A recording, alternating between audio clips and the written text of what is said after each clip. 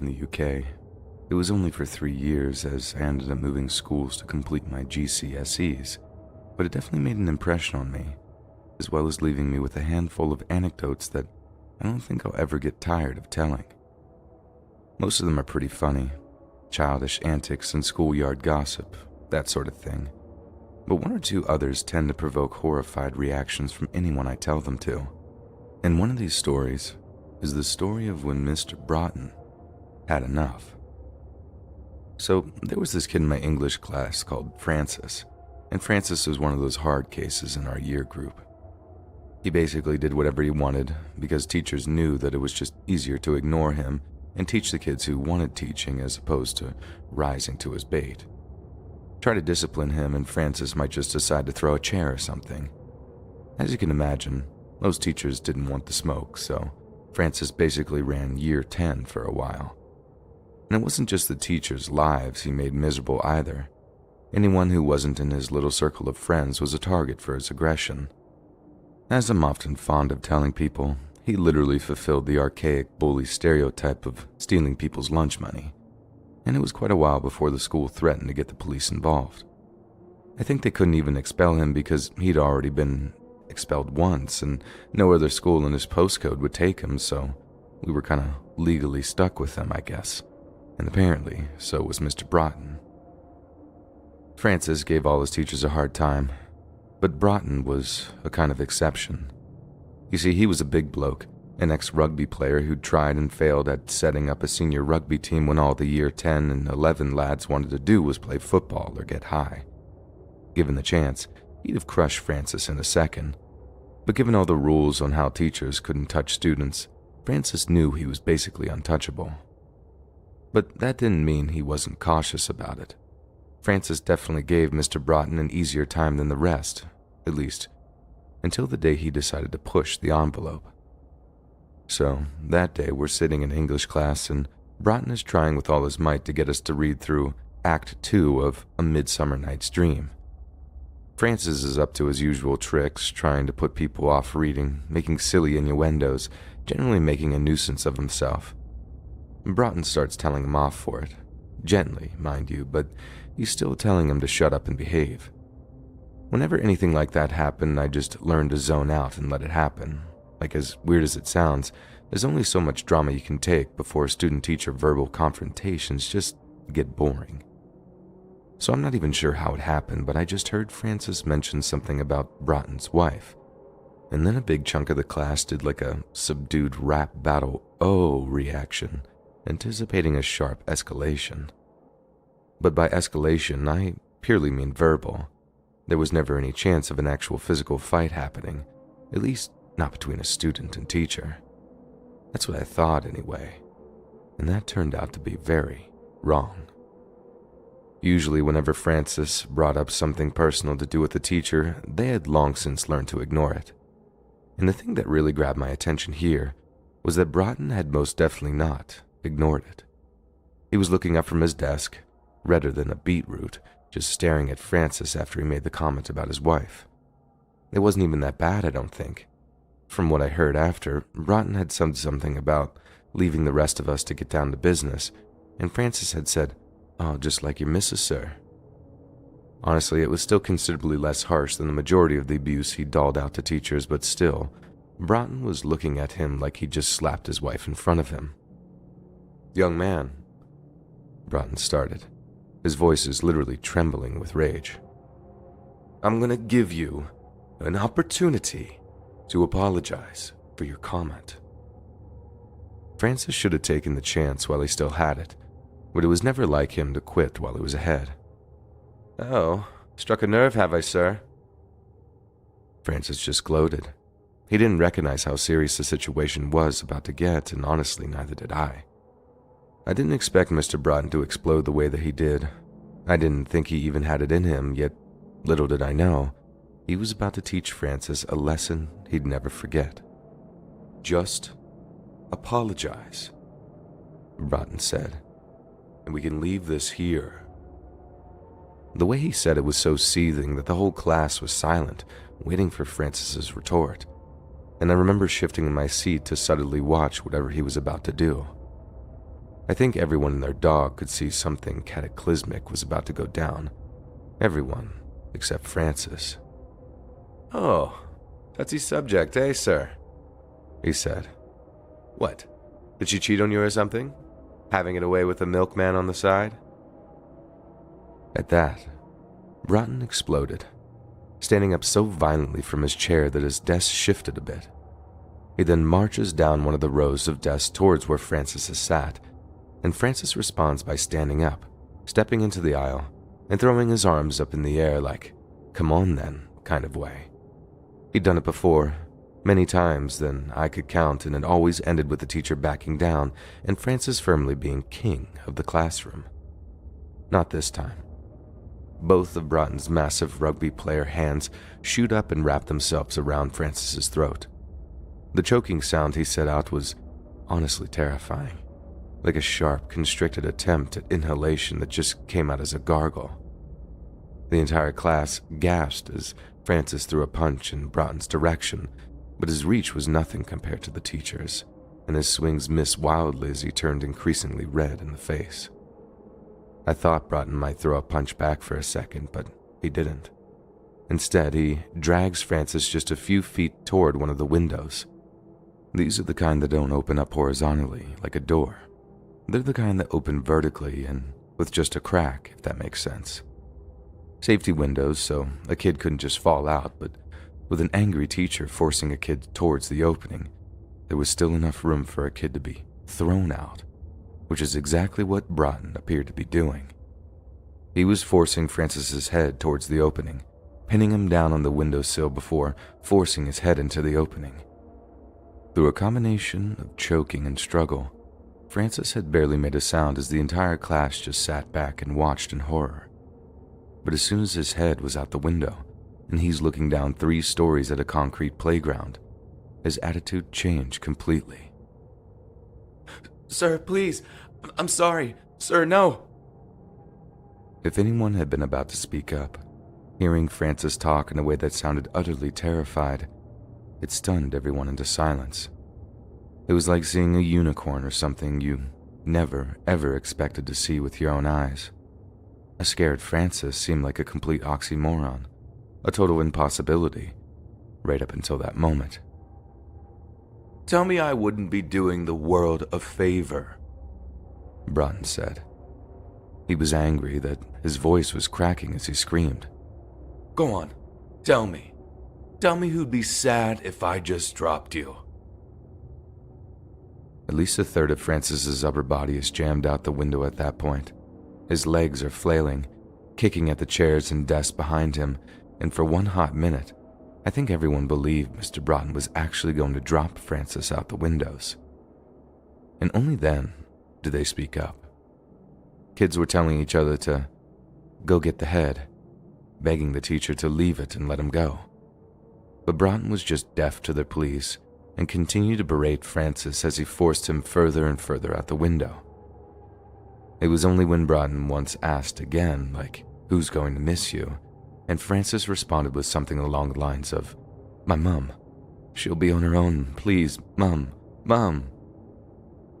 Hearing the hardest kid in our year literally begging for his mother, that disturbed me in a way that nothing else ever really has. In the end, when all is said and done and you're staring death in the face, it really is your mum that you think of last. Fortunately for Francis, I think that was the one thing that saved him, and you could sense the shift in Broughton's demeanor almost instantly. A few seconds later, he was dragging Francis back into the safety of the classroom, but instead of carrying on the fight, Francis ran out of the classroom, clearly crying, screaming about how, "I'm going to have your job for this." And to foreign readers, this just implied that he was going to get him sacked, not that Francis was literally about to take over as English teacher. I'm sure it'll be a surprise to no one to hear that Broughton ended up losing his job. But we also found out why he'd reacted so violently. And that's because his wife, the same one Francis had so flagrantly disrespected, had recently been diagnosed with cervical cancer, and I'm pretty sure it was terminal. I'm not saying he wasn't out of order for kicking off on a student like that, But at the same time, I can understand why that was the straw that broke the camel's back, so to speak. I think it was the same for my parents, too. Like once they heard about Broughton getting the sack for almost murdering a student, they went into overdrive trying to find a decent school for me to prep for my exams. I left that school less than 2 months after that incident, and did a few weeks homeschooling while my parents petitioned the council for an emergency placement. It worked. I got out, and the rest is history, I suppose. But I still think of state secondary school teachers from time to time, how some of them must be living an actual nightmare on a day-to-day basis, and how fortunate I am that I don't have to do the same thing.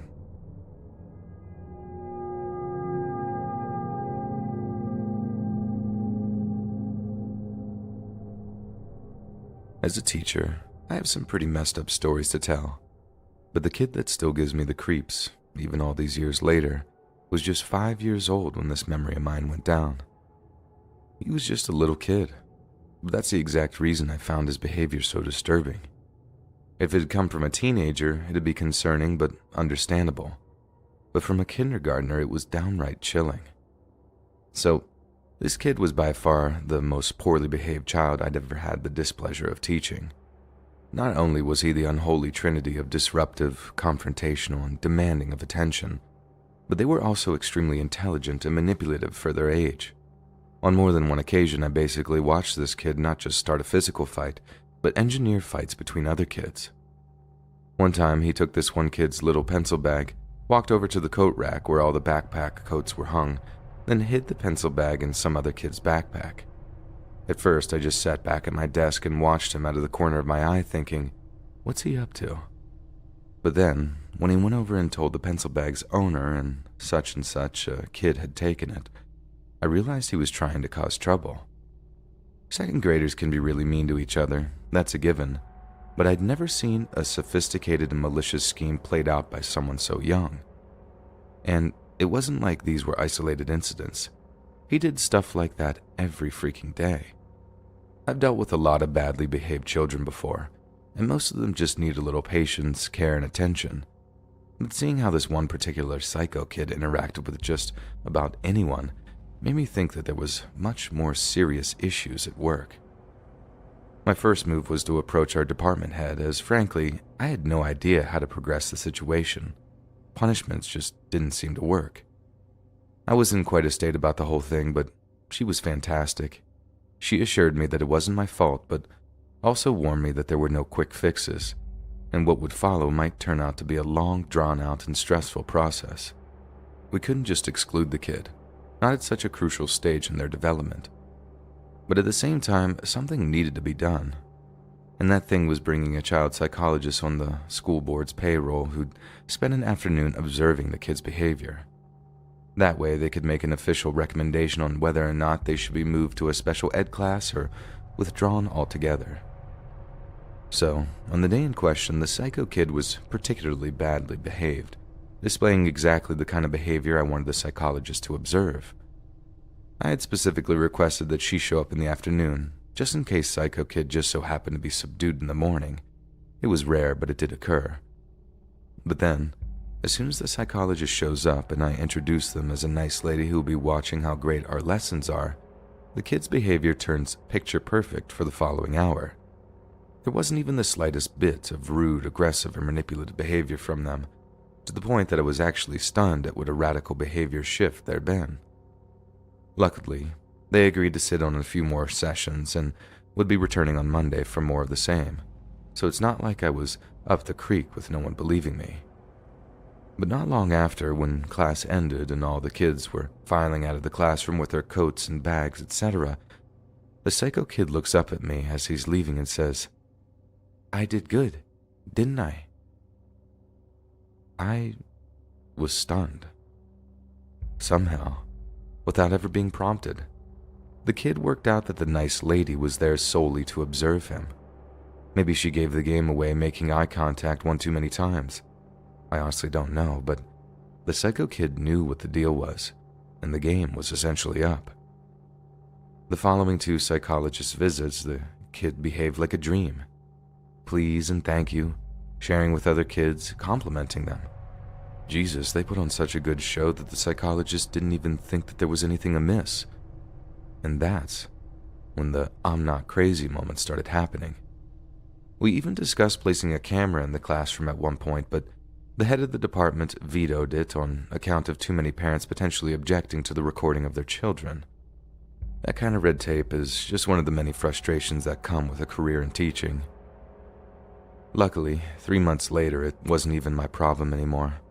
Psycho Kid had moved on to first grade and to a different teacher. Then by second grade, they transferred to a different school. That was the last I heard of Psycho Kid, but I'll never forget his name. He'd be around 12 or 13 by now, and every so often, I plug his name into Google just in case anything has happened involving him. I've got nothing to date, but for some reason or another, I get the feeling that one day, I'll search his name up, only to find out that he's done something truly, truly terrible.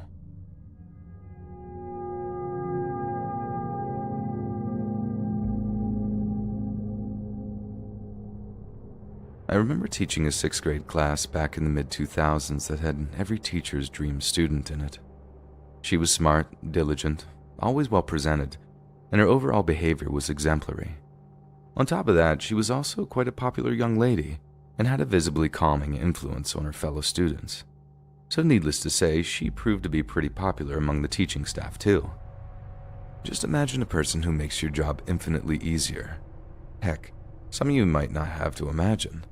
Maybe there's someone at your job who just makes the day go by faster, makes things easier, someone you look forward to seeing on a day-to-day basis. And now imagine them coming up with an intricate plan to kill you. Because that's exactly what happened with this perfect student of ours. All these blog things might well have preceded the mid-2000s, but discovering our favorite student's account was the first time I heard of them. I still remember a coworker walking into the teacher's lounge looking slightly pale with urgency in their step. "You teach Samantha, right?" they asked me, and when I responded in the affirmative, they pulled out their laptop and brought up the girl's page. It contained an extremely detailed and disturbing plan of how she was going to tase, restrain, and murder myself and this other coworker of mine, all the while we were tied up, back to back, to 2 classroom chairs. The method of execution would be 1 bullet from her father's Taurus .22 pistol. And I do mean 1 bullet because she planned to shoot us in a way where the bullet would pass through my head and into the back of my coworkers. Like I said, it was extremely disturbing how detailed her plan was, and part of that was how economical she seemed to be about it. Like to her, efficiency was almost as important as the end result, like it was a challenge or something. Obviously, we took the blog to the middle school's principal almost immediately, explaining that there was a clear and present danger if the issue wasn't addressed properly. There had been a similar kind of incident involving a male student making threats to a female teacher, and this kid had been expelled almost instantly, so we were expecting similar measures to be taken. But then word gets out that all that's going to happen is a 5-day suspension following a meeting with their parents. 5 days. Myself and my coworker were just dumbstruck. This wasn't a slapping duel in the schoolyard during recess. These were well-thought-out, murderous ideations that were clearly a serious plan, not an edgy attempt at humor. When we took issue with it, we were assured that she'd be removed from our classes, but she'd be allowed to remain at the school for 7th and 8th grade. When we asserted that we weren't comfortable with this, the principal told us the girl would be banned from going anywhere near the 6th grade corridor, and that she'd be punished if she did so. And that was about as good as we could get it. Edit 1. I just came back to see that there's like 1,000 questions for me in the comments. Please give me a while to answer all of them, but I promise I'll try and cover as many of them as I can in another edit. Edit 2. Okay, so how exactly did my coworker find the blog? It turns out 2 of her friends ratted her out after seeing her answering questions on some website called ask.fm. Not only had she given another detailed answer on how she'd do it, but she'd actually named her 2 friends as co-conspirators. According to her, they were more than willing to help her ambush us on a dark winter's morning. Turns out they weren't, and told on her before they copped some of the blame. As for why she wanted to kill us, to this day we have no idea. The closest that we got was asking her parents if she was violent at home or whatever, but they just turned it around against us and told us that we were terrible teachers. They claimed that she was just acting out, that she simply wasn't capable of that kind of violence.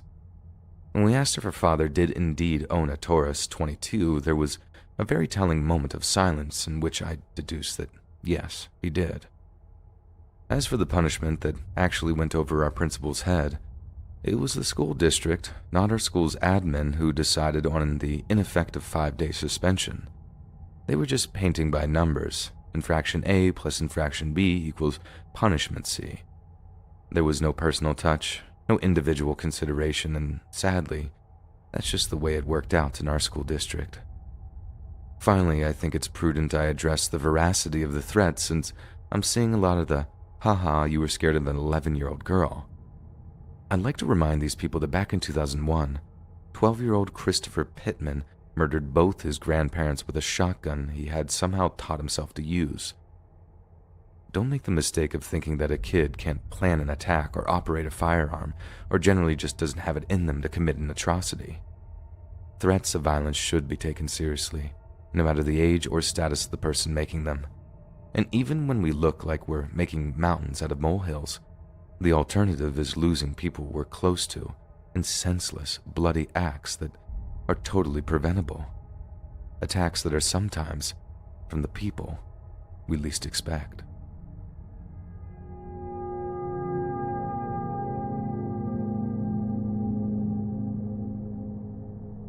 We had this substitute teacher back in 8th grade. He was real nice, but nobody took him seriously at all. He kept order by being chill, but he was a little too chill, and I think most kids just perceive that as weakness. Not to mention how, and I know it's not nice to say it, but he looked kind of funny to us. I remember not being able to quite put my finger on it, but he just had this sort of dumb look about him that definitely wasn't working in his favor at all. Anyways, we had a teacher off sick for a whole week with shingles or something, and Mr. Nice but Dumb, I'll call him, was filling in the entire time. And as you can imagine, the more the week progressed, the harder and harder a job he had of keeping us in line. It got to the point where kids were being openly disrespectful to him, and the dam broke when one kid mentioned his appearance. Gradually over the course of the week, we'd worked out that Mr. Nice but Dumb looked funny because one of his eyes was slightly off-center. So I said the dam broke when one kid was like, "What's wrong with your eye anyway?" Mr. Nice but Dumb just stopped, and what had merely been an exceptionally friendly facade dropped entirely. It was like that old book, Dr. Jekyll and Mr. Hyde, seeing a person kind of transform without ever really changing in appearance. Slowly, the entire class stopped what they were doing, fell silent, and watched Mr. Dumb but Nice stalk down one of the rows of desks towards where the kid was sat. He leans in and said something like, "Oh, you mean this?"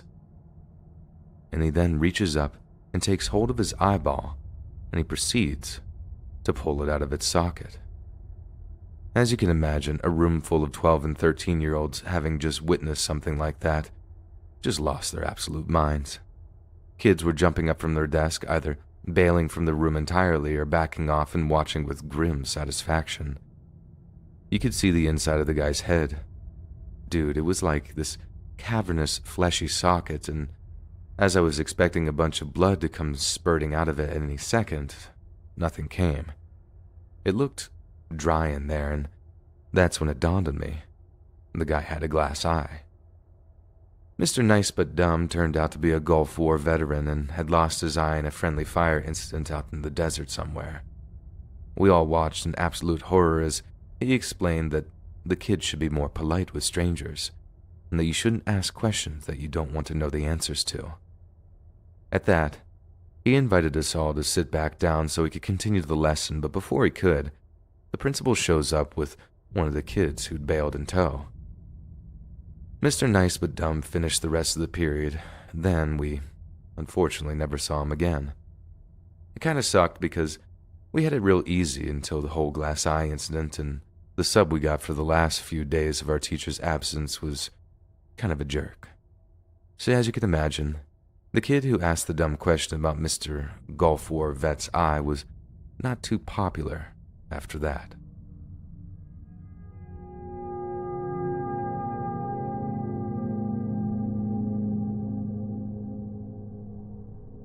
I grew up in a kind of messed up family. My mom's side are all from Westfield, New Jersey, while my dad's side are all from Newark. Mom's family are all clean living, church-going people. But my dad's side? Crooks, thugs, and thieves, all of them. They were never involved with the mafia or nothing like that, but they were still career criminals who tried their darndest to drag my dad down with them. Luckily, he escaped Newark and started a family nearer to his in-laws out in Westfield. They did everything they could to keep me on the straight and narrow, too, even sending me to Sunday school each week, and boy, did it suck. The guy who ran the place, Pastor John, we used to call him, was just a total jerk. He seemed to only care about two things: the Bible, and scaring the life out of us by telling us how we were all going to burn for eternity if we died with sin in our heart. I mean, it did the trick to an extent. I barely even gotten a parking ticket my whole life, but Pastor John wasn't the good Christian he made himself out to be. Not by a long shot. So this one weekend, Dad drops me off at Sunday school, only Pastor John was nowhere to be seen. In his place is the nicest lady I think I'd ever met, one who proceeded to make the lesson that followed as fun as she possibly could. Myself and the other kids were over the moon. No more getting yelled at, and this lady brought candy with her. And that was that. Miss Harris was our new Sunday school teacher, and we never heard from Pastor John again. As you can imagine, no one missed him, and no one pined for his return, and no one ever asked why Pastor John left the Sunday school. To me, it was a case of, don't let the door hit you where the good Lord split you. Decades go by. Actual decades, mind you. I start a family of my own. Mom and Dad turn gray, and in the same chair I used to drink juice boxes with my parents, I'm now drinking the same wine or beer they are. So me, my wife, Mom, and Dad are a little tipsy after dinner one night, and the kids are with a sitter, and the conversation is getting a little loose. Mom and Dad are playfully embarrassing me by telling my wife a few choice stories from my youth. Somehow, the subject of Sunday school comes up, and I say something about that jerk Pastor John. Mom and Dad just look at each other, the smiles disappearing from their faces, leaving me and my wife to ask what just happened. That's when my dad explains that Pastor John had simply disappeared one day, and the switch over to Mrs. Harris was news to them too. When they did learn, though, and what they worked tirelessly to keep from me, was that Pastor John had vanished. But only shortly after his entire family were found dead in their home. The cops thought that he was dead too for a while, that maybe he'd been kidnapped after home invaders had slaughtered his wife, kids, and mom in front of them. But then the case ran on America's Most Wanted, and the cops got a bunch of calls saying that Pastor John was living in Virginia under a different name. They go investigate, and sure enough, it's Pastor John with a fake ID, insisting he's never lived in New Jersey in his life. No prizes for the ones who guessed that Pastor John was the one who killed his family. I mean, why else would you flee and change your name? But it's the details of it that got him such a steep conviction, because he planned the whole thing to a T first. For instance, he obviously didn't want the bodies to be found for a while after he killed them, so he went about canceling the newspaper deliveries, milk deliveries, anything that might give away the fact that no one was alive in there anymore. I think he even told his kids' elementary school that they were going on vacation or something too, like the guy covered all his bases for when he made his move. Seems like he almost escaped justice too, if it wasn't for some pesky TV show. I suppose that's why they call it the long arm of the law. You can run, you can hide, but Johnny Law is gonna get you.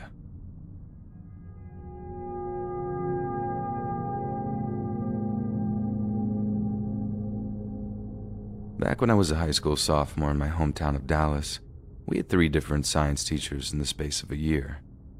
First one left because she went on maternity leave, and the second one arrived because the second turned out to be crazier than a soup sandwich. And as much as that little turn of phrase might have made you chuckle, this story's about to get pretty dark, so strap in. As I said, the first teacher leaves to nurse her second kid, so Mr. Albright shows up. And the first thing he does is decorate his classroom with all his homemade taxidermy. Some of the girls thought it was incredibly creepy and refused to look anywhere near the little dead fox, squirrel, or the raccoon he kept on his desk. But I don't know. As much as they were kind of janky looking, he'd done a real good job with the eyes. Like, he had this rattlesnake too, kept it on a windowsill, and no wonder some of the kids were creeped out because, good God, the eyes on that thing made it look alive as you and me. Mr. Albright was really weird too, but I couldn't help but hang around after class one day to ask about his taxidermy. He told me it was just a hobby, and the 3 examples he brought in were the only ones that had ever come out looking okay. That's when I complimented the eyes on the things, especially the eyes on the rattlesnake. This kind of silent pride seemed to wash over him, like he grew a few feet taller just from the compliment. I wasn't trying to kiss up or anything, they were just real good as all. But he acted like it was the best thing he'd ever heard and launches into this big speech on why the eyes are always the most important. He tells me there's nothing so intricately designed or manufactured as the human eye, how each person has a different pattern to their eyes, and they're just as unique as our very own personalities. The eyes aren't just the windows to the soul, he told me. They're the very soul itself. Kind of poetic, right? But all that was totally lost on me. I just wanted to check out that sweet rattlesnake. Cut to like 15 years later. I'm on vacation with my girlfriend, now wife, and we're watching HBO in our hotel room one night as we drifted off to sleep. It probably wasn't the healthiest thing to be watching before bed, and we both love crime and cop shows, so we're watching this show called Autopsy, about how killers are often caught through a victim's autopsy results. We're both about to fall asleep, and the way my wife tells it, she's just about scared out of her skin by my screaming, "Jesus Christ, Elizabeth, look!" She thinks there's someone about to get shot outside or something and goes to rush to the window, but I'm pointing at the TV. Because what I'm pointing at is some guy's mugshot that the Autopsy TV show is displaying, and it's unmistakably Mr. Albright.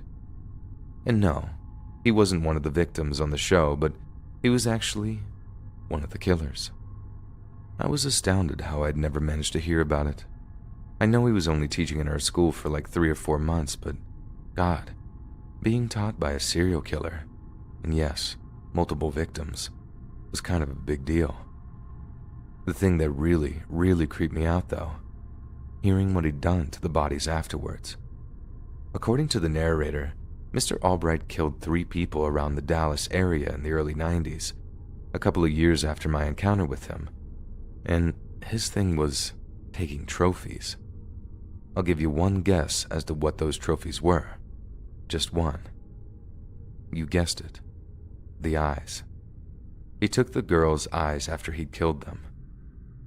Heard he died of corona last year in prison. A buddy of mine sent me the link confirming that he died, but it didn't say why. I'm just putting 2 and 2 together. Older dude, confined in prison, probably the Rona.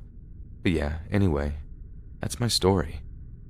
And while y'all have been talking about how your teachers are creepy because they've complimented your hair, we're out here in Texas getting taught by actual serial killers.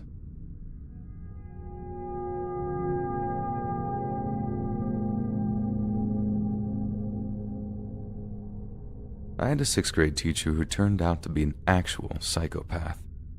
And the worst thing is, we pretty much called it too. Lord knows why a woman might get into teaching when she seemed to hate kids so much. Like, I'm pretty sure Mrs. Warmus was never the most mature person in any room, and that includes classrooms full of 12-year-olds. She was mean too, incredibly vindictive, and we always kind of joked about how she might actually just snap and go berserk one day. Like that movie Carrie, but it's a teacher and she's barely been provoked before she just locks all the kids in the gym and burns the school down. As hard as it might be to believe, not everyone found Mrs. Warmus as repulsive as we did. And although we didn't find out until after she moved on, She was actually having an affair with another one of the teachers, a music teacher named Mr. Solomon. One night, Miss Warmis arranges a secret date with her married lover at their discreet downtown eatery of choice. But before she goes to meet him, Miss Warmis drives over to Mr. Solomon's house, not to go meet him, but to go meet his wife. Now, before all you girls jump the gun and think it's two sisters trapping the love rat, it wasn't that kind of visit. Miss Warmis knocks on the door, and when Mrs. Solomon answers, she pistol whips her and proceeds to shoot her over and over in the legs. Not to kill her, more like to torture her before she bled to death. Then, she goes inside, wipes some of the blood off her legs, then goes to meet her lover like nothing had happened at all. I heard he wanted to break up with her, and she'd been horrified at the idea. So as a little screw you, she decided that if she couldn't have him, neither could his wife. The whole thing always reminds me that sometimes a-holes just seem like a-holes. Annoying, but kind of harmless. But sometimes, they actually go on to hurt or kill people. Unchecked, a person like that just continues to become less human and more monster every single day, until it's too late to do anything about it.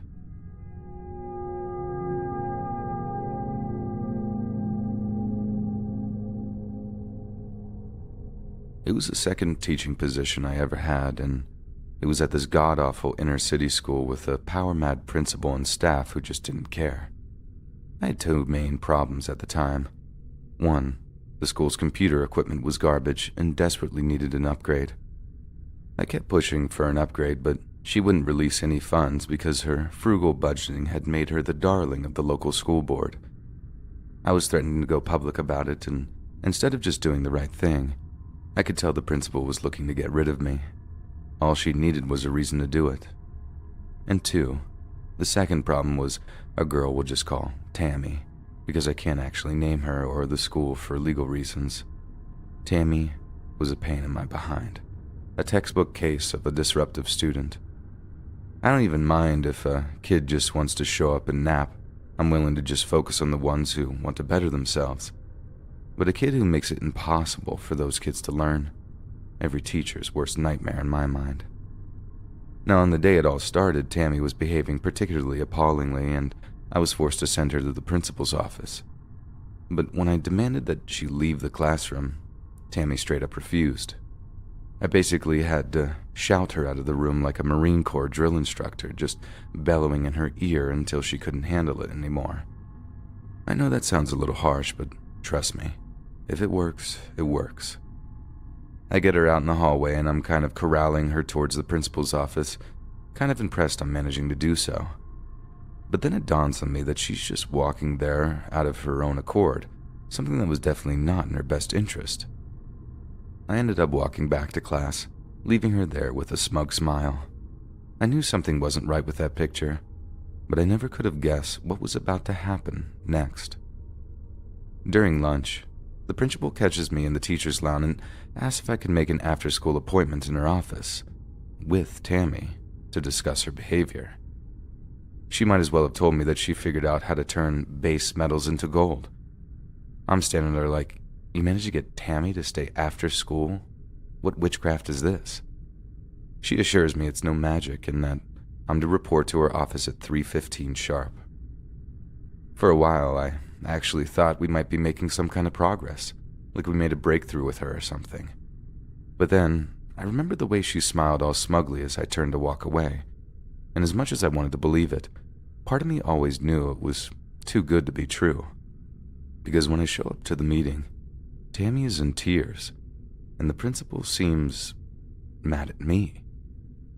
I won't give you a play-by-play of everything that went down, as that would be an essay in itself, but essentially, it became obvious that Tammy wasn't the one in trouble. I was. And I was in trouble because Tammy had told the principal I was touching her.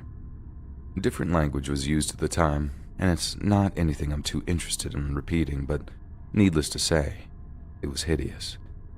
But what was even more hideous was the realization that the principal was taking these allegations seriously, and I knew she was only doing so because she wanted me out. I'm not saying I shouldn't have been suspended for a week without pay, as, frankly, I needed the free vacation, and it's standard practice with an investigation. But the principal wasn't treating this as an innocent until proven guilty situation. She seemed to treat Tammy's hysterical display of acting as proof positive that her allegations were true. But as furious as I was, I knew they had absolutely zero physical or recorded evidence of me ever having behaved in such a disgustingly inappropriate manner, so at first I wasn't too worried. That's until the principal came forward saying there was a piece of security camera footage from 6 months prior, which allegedly catches me touching Tammy inappropriately in a busy hallway. When I actually saw the footage, I burst out laughing. I walked past her with like 4 or 5 foot berth between us, and neither of us react as we walk past. But according to the principal, who wanted nothing more than to get rid of me, this was prime evidence, and it was enough to get me an indefinite suspension while she pushed the matter forward to the school board. If they decided I should be fired, I could be looking at an arrest for child abuse. My career would be over, I'd be publicly ruined, and I'd probably see the inside of a jail cell. If I couldn't get some decent legal aid from the teachers' union, and if they too believed that I was just some freak, you could bet they wouldn't be opening up their wallets too fast. I remember sitting in my apartment, drinking a beer at like 1:30 in the afternoon, and it hit me that I might actually go to prison for something that there was no evidence of me doing. It was like everyone was in the grip of their collective madness, believing this student over me, even when they'd known that I was a good teacher for years and years prior. It was a nightmare, and I'm not ashamed to say that I cried when the drunken despair truly set in. Thankfully, that was as bad as it got, because as soon as a member of the school board saw the footage, it was clear that I was innocent. In a face-to-face meeting with them, I made the point that if Tammy was so traumatized, why wasn't she going to the cops directly? And more importantly, why wasn't the principal encouraging her to do so too? To me, the answer was clear. Go to the cops and risk arrest for filing a false report when the truth came out. Keep it an internal matter, and both Tammy and the principal could get what they wanted, which was seeing me gone. But from what I understand, the principal denied this completely, saying all she wanted was to protect her students, and in the end, she got off with a slap on the wrist, and I was offered my job back. No way. I was not about to go back to work under her again, and I ended up relying on my unemployment insurance until I could find a half-decent school with a vacancy. But it was definitely worth going back to my college diet of ramen and rice-a-roni for a while, just so I could get a better position.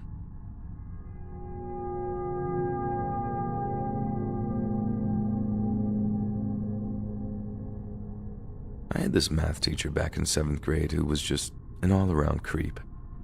Even worse, he doubled as my homeroom teacher, so I was around him about every day and sometimes for hours at a time. At first, he seemed kind of quirky and annoying. Like, every day before the bell, he blasted classic rock songs from his computer and stood outside the door in the hallway just bopping to the music. I guess to try and look cool or something. I don't know. I guess I just understand why he was so determined to impress us, and it just came off as really cringe. But as time went by, he just got worse and worse. For example, he was also a girls' volleyball coach, and he once said to me that I should join a team next year because I looked like I had good volleyball thighs. I was 14 years old at the time, just a kid. If that was me now, I'd have called him out on it in a hot minute. But I was so shy and nervous, I just rationalized it away as him scouting out potential talent, which, in a way, is exactly what he was doing. One day, he asked me to stay after class because he wanted to have a quick chat. His class was my last class of the day, located on the opposite side of the school to the bus stop. If he kept me too long, there'd be a chance that I'd miss the bus. I told him that, but he reassured me that it wouldn't be any longer than a few minutes and I shouldn't worry. Class ended. I walked up to his desk. He was answering a very important email and refused to speak unless it was sent. I, having been taught to be respectful to elders, stayed standing there, even as the minutes ticked by. Only once he finally spoke, All he said was that I got a 70 on the test that we had just taken and that I should try harder next time. In hindsight, I should have said, "Why did I have to stay late for you to tell me that? You could have written it on the test." But again, I was young and naive. Needless to say, the bus lot was empty when I got there. I was absolutely furious. It was like he'd literally manufactured it so that I'd miss my freaking bus, but little did I know, that had been his exact plan the entire time. I walked back to his class and told him, to which he said, "Ah, darn. Well, if you give me a minute, I can give you a ride home." I think I was too angry and naive to really see what that was. Like, of course he'd offered to give me a ride. It was his freaking fault that I missed the bus. I turned down his offer, telling him that I'd walk home. He insisted, but I marched off before I said anything I might regret. It took me 45 minutes to walk home. I was so livid, and after that, I tried to avoid him as best I could, purely out of spite. And for some reason, he was happy to give me that distance. Now, I know with hindsight, it's really easy to see what's going on, but you have to put yourself in my shoes. This was a time when kids like me just shut up and did as they were told.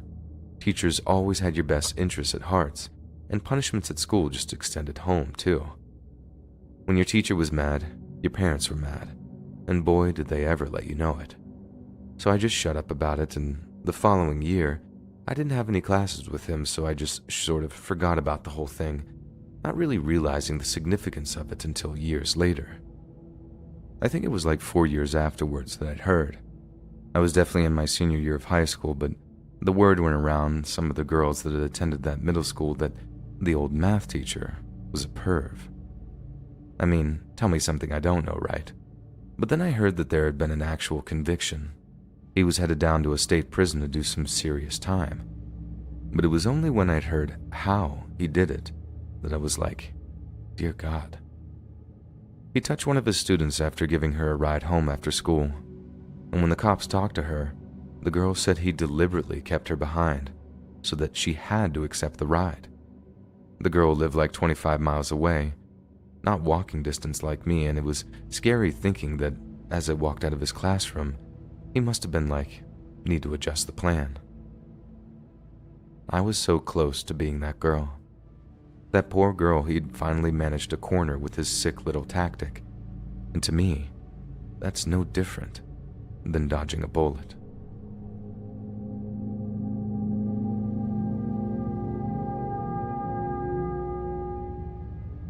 Two years ago, I decided to take art as one of my electives. I didn't have much of a choice as it was one of the only elective classes that I could fit into my schedule, but I knew some friends who were taking the class, so I was okay with it. On registration, when I received my schedule, I was surprised to see that I didn't recognize the teacher's name. The sole art teacher that we normally had was teaching a different class that same period, so they had hired somebody new. We'll call this new teacher Mr. M. At first, Mr. M seemed really nice, a little quirky, admittedly, but he had some really cool project ideas and we were excited. Then the comments started coming. While they were a bit subtle, they definitely made students uncomfortable. It was first believed to be a joke, but the more it happened, the more awkward the class felt. The first red flag was that he'd started referring to himself as Daddy. If we'd finished a project or assignment that came out well, he would smile and nod, telling us that Daddy's proud. Honestly, it seemed like he was attempting to be endearing and that he thought of us as being similar to his kids, but it just didn't come across that way. I also remember him telling a girl one time, "Wow, that dress is nice." That's not usually a compliment given by teachers. Along these same lines, he also defended the cheerleaders' uniforms despite the majority of the school, including the cheerleaders themselves, saying that the skirts were showing a little too much. After some similar comments were made and the referral to himself as Daddy continued, we suddenly got a substitute teacher, who ended up being our teacher for the remainder of the year. Nobody heard from Mr. M ever again. Hey friends, thanks for listening. Click that notification bell to be alerted of all future narrations. I release every Monday, Wednesday, and Friday at 7 p.m. Eastern Time.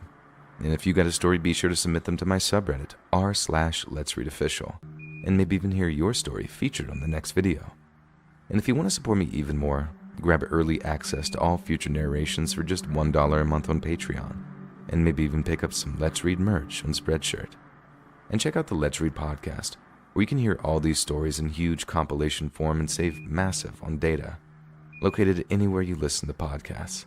Links in the bio. Thanks so much, friends, and I'll see you again soon.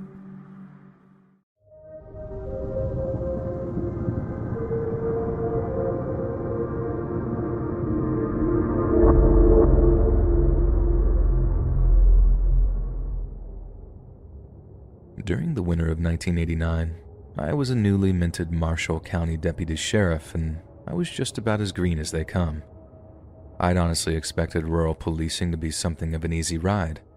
I mean, all those fast-paced, gunshot-heavy cop shows were all set in Miami or New York or Los Angeles, not small-town Minnesota.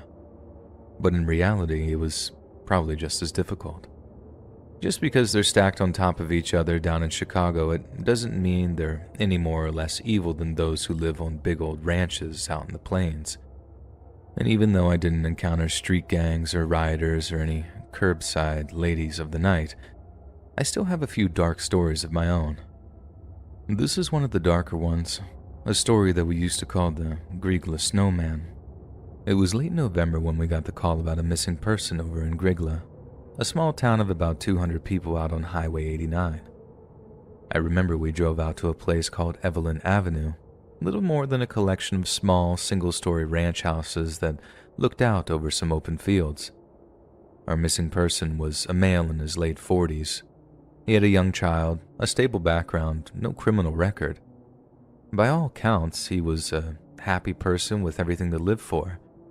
But then one night, he goes out into the field out back, builds himself a snowman, and just walks off through the snow to God knows where. We asked his wife how she knew he built the snowman. She told us that, although she hadn't seen him building it with her own eyes, her young daughter had been pointing towards the snowman and exclaiming "Daddy" over and over again. She figured her daughter had caught sight of her father working on it, possibly in the process of being put to bed. If that was true, the only real clue we had was the set of footprints leading back from the snowman towards Evelyn Avenue. After that, the prints disappeared. They hadn't disappeared because the dad had gotten into a car either. The truck was still parked up in the driveway and had been since he'd gone missing. So wherever he'd gone, it had been on foot, in the middle of one of the worst winters on record. Once we realized it was going to be a bigger operation than we figured, we asked the state patrol to step in, and thankfully, they proceeded to throw the kitchen sink at the entire investigation. We had people going over the missing guy's financials. We had people going door to door. The only thing we had to wait for was a dedicated search and rescue team that included sniffer dogs. Minnesota State Patrol had a chronically underfunded canine program at the time, so we were mostly reliant on the MSRDA, or the Minnesota Search and Rescue Dog Association, so much so that our investigation pretty much ground to a halt until we could get canine support.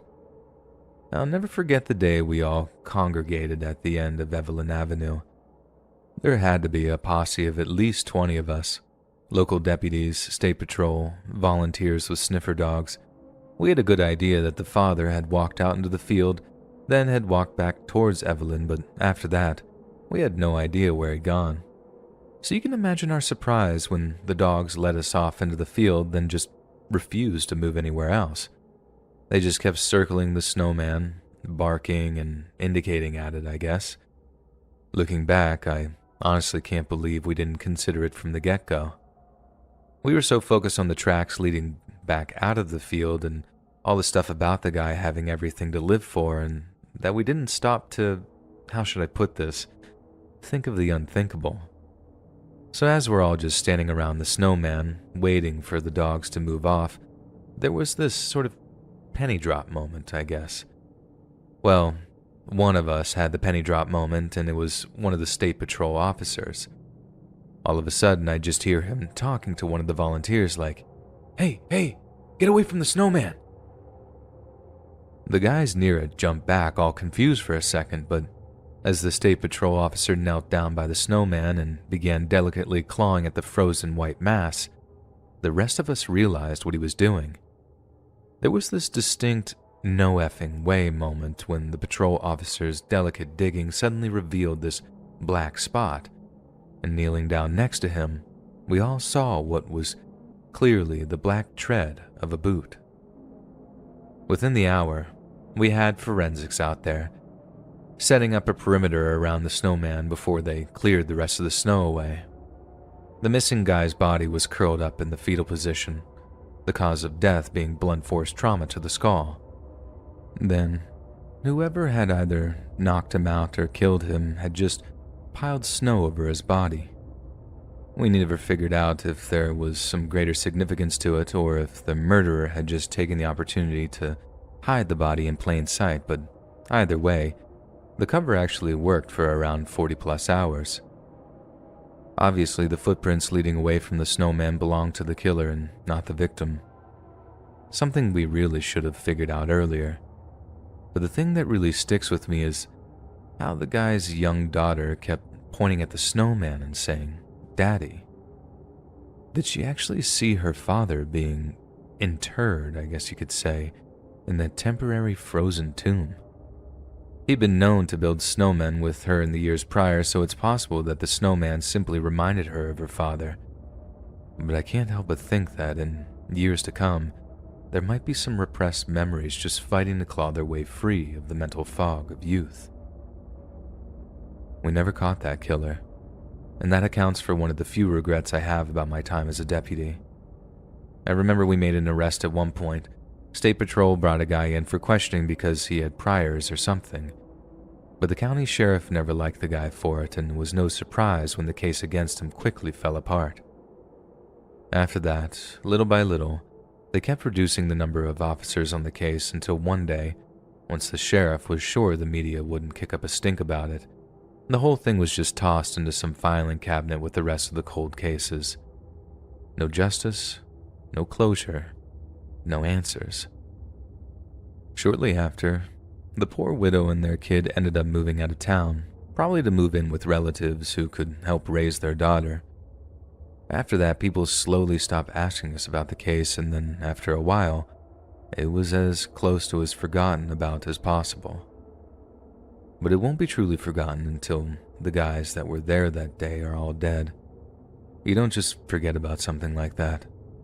I know that kind of goes without saying, but even with all the messed up, horrifying, or heartbreaking things you see in law enforcement, it's incidents like the snowman that are the ones that really haunt you. And you spend way longer than you should trying to reconcile the creepy, coal lump smile on its face with the horror of what we found at its base.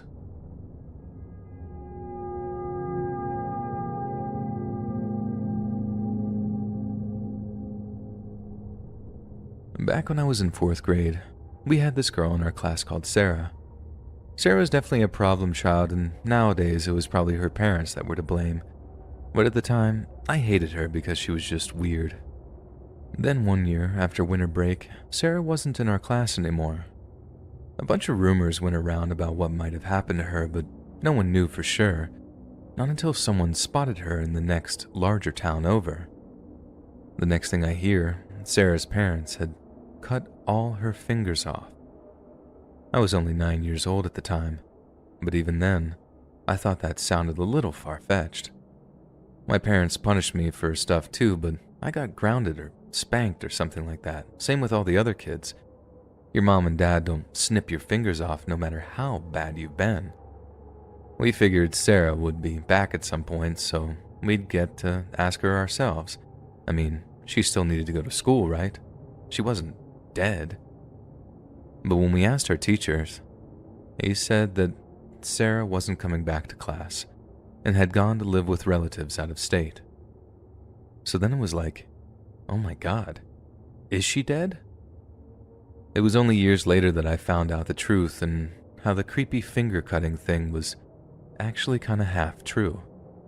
Sarah had lost her fingers, but they hadn't been cut off. She'd run away from home because of something her parents did.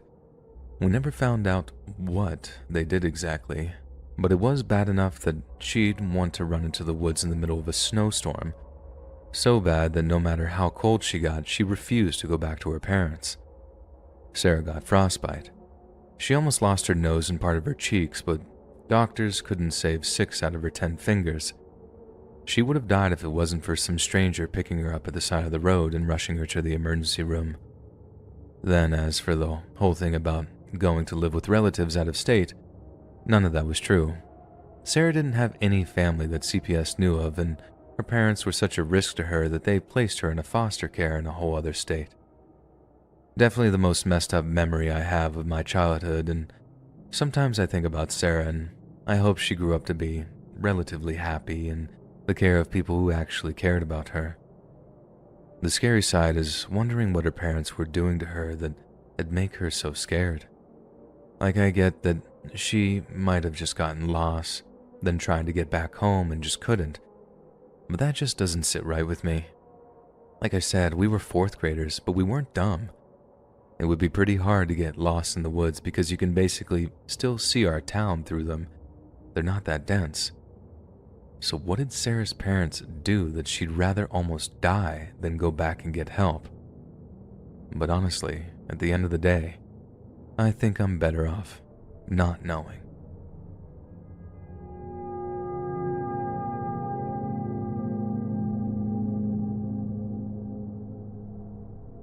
A few weeks ago, myself and some childhood friends decided to meet up for the first time in literally years. We were all in our late 30s now, and we'd been drifting apart for a few years thanks to increasing work commitments, as well as an increasing number of children. We tried to stay caught up, but last year, the whole situation obviously ate up an opportunity that we'd had for a 2020 meetup.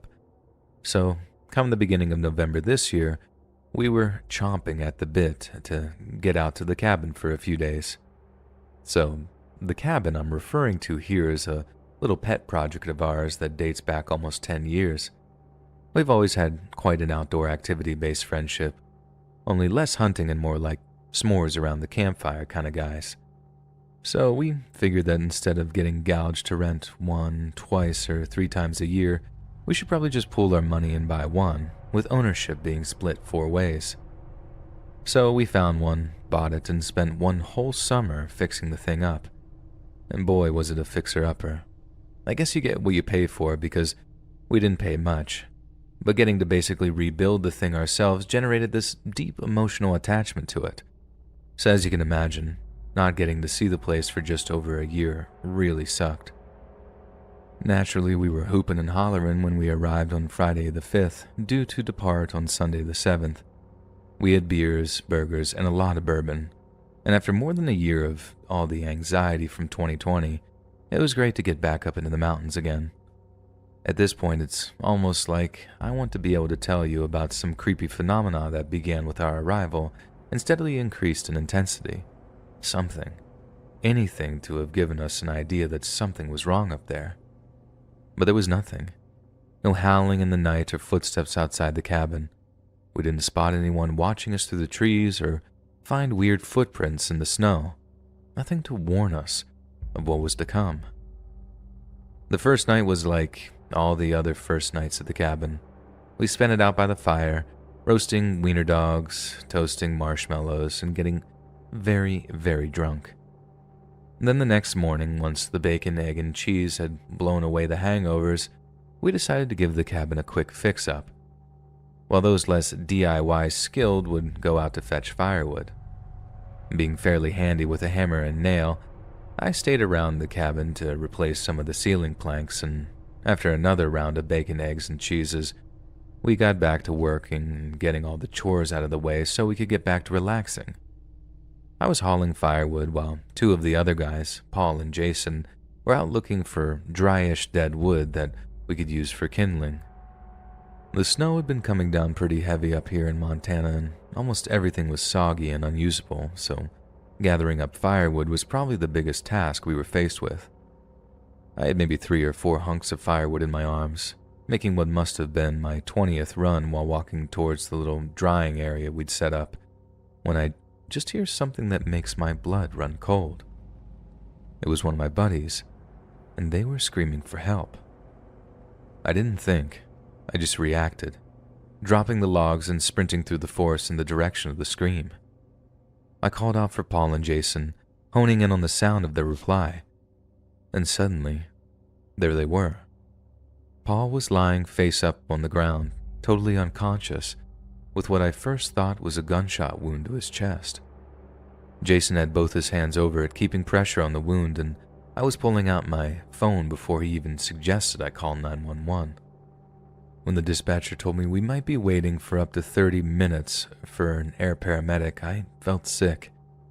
I figured with where the wound was located, right near his heart, Paul would never last that long. But right after, the dispatcher basically tells us it's all down to us to stem the bleeding, so the victim would be alive when they arrive there. Talk about high-pressure moments. I mean, the dispatcher phrased it in the nicest way possible, but that's basically what she said. Either we, his best friends, fight for his life to give him the best chance possible, or he was never going to survive in the first place. The dispatcher then asked how much blood was coming out of the wound, and there was this sort of ray of hope when we realized that, although there was some blood, the wound would have been gushing blood if it pierced Paul's heart or some other major blood vessel. That's when we realized he might actually be okay, and the relief was so palpable that we really didn't consider much else in that moment. For me personally, I was so stuck on the idea that he'd been shot that I didn't stop to think it could have been anything else. And I know what you're thinking. Mr. Gun Guy, if he had been shot, there'd be an exit wound, a bunch more blood, blah blah blah. But consider this, Mr. Gun Guy. Bullets can ricochet, they can also splinter, and considering some states enforce a hollow point only system, these bullet fragments could easily cause a smaller, less penetrative wound, right? But I'll get back to theories later. Paul woke up before the helicopter arrived, and we were asking him, what happened? But he was in such a bad way that he didn't even know where he was. He was just looking up all hazy-eyed and asked, "Where am I? What's happening?" We figured that was basically normal since he seemed to have been knocked unconscious during whatever attack had occurred. We didn't realize how hard this would make things later. Not long after, a park service vehicle showed up who in turn guided in the EMTs on the helicopter, and I swear, that's the closest I'll ever come to seeing angels descend on Earth. It was magnificent. They were the most professional people I'd ever come across, and I'll be grateful to them till the day I die. Paul was then taken to a hospital, so obviously our whole cabin trip was completely called off, and we spent the weekend in a motel in this small mountain town where the hospital was. It was more like a small clinic, but we didn't care if it was Johns Hopkins. They saved Paul's life. To us, the doctors and nurses, these were true heroes in my mind. But that was about the only good news we had for the rest of the weekend, as the remainder of that Saturday and Sunday were spent in pretty much a constant state of either anxiety or straight-up terror. So like I said, we were convinced the whole thing is some kind of hunting accident. But after a series of examinations, the doctors tell us that there was no bullet fragments in Paul's chest, and that his injury is more consistent with some kind of stab wound. Obviously, whoever had hurt him had done so face to face. We then asked Jason, the guy who was with him at the time, if he'd seen anything in the time before the attack. He said they lost sight of each other momentarily while out looking for firewood, then the next thing he knew, he heard the faint sound of Paul's body hitting the ground. That's literally all he heard.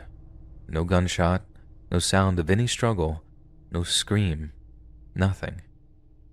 He didn't think anything was wrong at first, so we just walked over to where we'd heard the sound, and he's greeted with the sight of Paul lying face up with blood on his jacket. Then right while we're all talking it out in the lobby of the clinic, trying to work out just what in God's name could have happened, the cops showed up. This didn't exactly make us nervous at first, and personally I was happy to see them. I mean, the cops are supposed to help, right? They're the good guys. You don't expect them to just stroll up and accuse a person of trying to murder their best friend. And yeah, that's exactly what they did.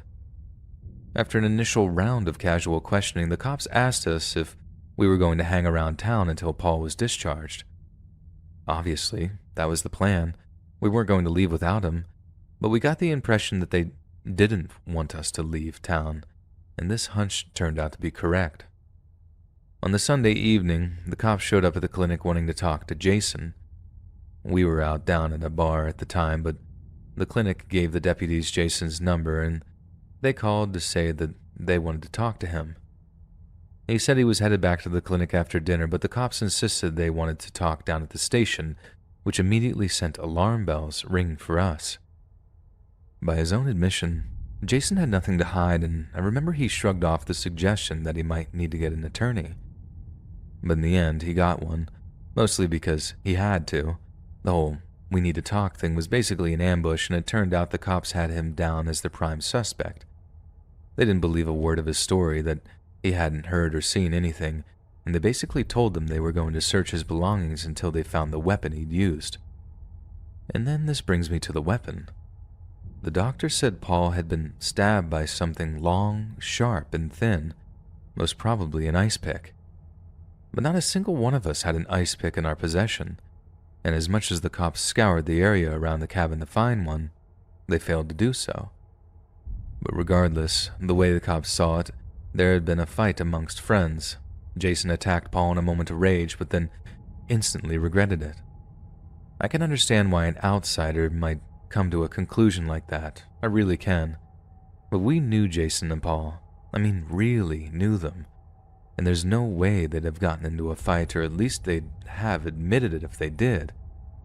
But Jason denied it, and Paul has apparently no memory of the attack. One solitary thing he told the cops was that before his memory went dark, he had the vague sense of not being alone. But then Jason was like 50 yards away, so why wouldn't he feel like that? In the end, they had nothing to charge Jason with, so they let him go. Paul was discharged on Wednesday the 10th, still in quite a lot of pain, but otherwise in no further danger. The cops actually asked him if he wanted to press charges against Jason, after which we got to see him go through all the stages of confusion and fear that we had while he was being treated. We're all back in Boise right now, but the cops have our numbers, and they might just get in touch again since it's an open investigation for attempted murder. But we literally have no idea what happened to Paul 3 weeks ago, and there's just one little aspect of the incident that honestly scares the life out of me. So remember when I mentioned how the doctors told the cops that it appeared as if Jason had instantly put pressure on the wound? Well, there's another explanation for why the blood loss wasn't as large as it could have been, and that was the wound in Paul's chest was less than a millimeter in diameter. You start to see why they figured the weapon was an ice pick or something, because nothing else can account for how minuscule the wound was. But actually, seeing the wound for myself, there was no way something as large as an ice pick had caused it. In fact, when Paul got a second opinion after having the wound examined back in Boise, the doctor there said it was almost like it had been caused by an old-timey Pravis syringe, a kind from the 1850s that had a real thick needle. But who goes around looking to stab people in the middle of nowhere with a 170-year-old syringe? But again, the answer to that was a complete mystery, and is probably going to remain so for the foreseeable future. Then, there was the thing about the amount of blood on his jacket. A wound like Jason's would normally cause internal bleeding, and as his chest cavity filled with blood, it'd put pressure on his lungs and make it difficult to breathe. So the fact that there was a sizable amount of blood on his jacket from such a small wound was just odd, and suggested that there'd been some kind of pressure imbalance, almost like whatever had been plunged into Paul's chest was designed to suck blood out of his chest cavity. And then there's the location of the wound itself, almost directly over his heart. Look, I know what I'm about to ask sounds completely outlandish, and I still have no idea how to piece all these pieces together so that they make sense. But is it possible that someone stuck some oversized needle into Paul's chest with the intent of draining the blood from his heart? This all happened less than 3 weeks ago, so we're still searching for answers while the police continue their investigation. It's also looking a lot less likely that Jason is going to be charged with anything. The cops still seem convinced he had something to do with the attack, but pinning it on him is going to be near impossible without any solid evidence. I, for one, don't believe he did it. Jason doesn't have a violent bone in his body, and aside from some inexplicable psychotic break and a vanishing ice pick, the only real explanation is one that scares me even more. I try and take some degree of comfort in the idea that we'll get to the bottom of this whole thing in the coming months, but the way it's looking right now, it doesn't look like that's going to be the case. I just know that if we ever really do get answers on what happened that afternoon, I just know they're going to be absolutely horrifying.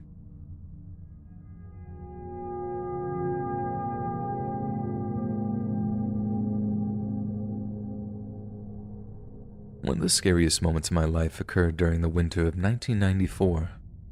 I grew up in this old mining town out in Colorado, the kind of place with just one of everything.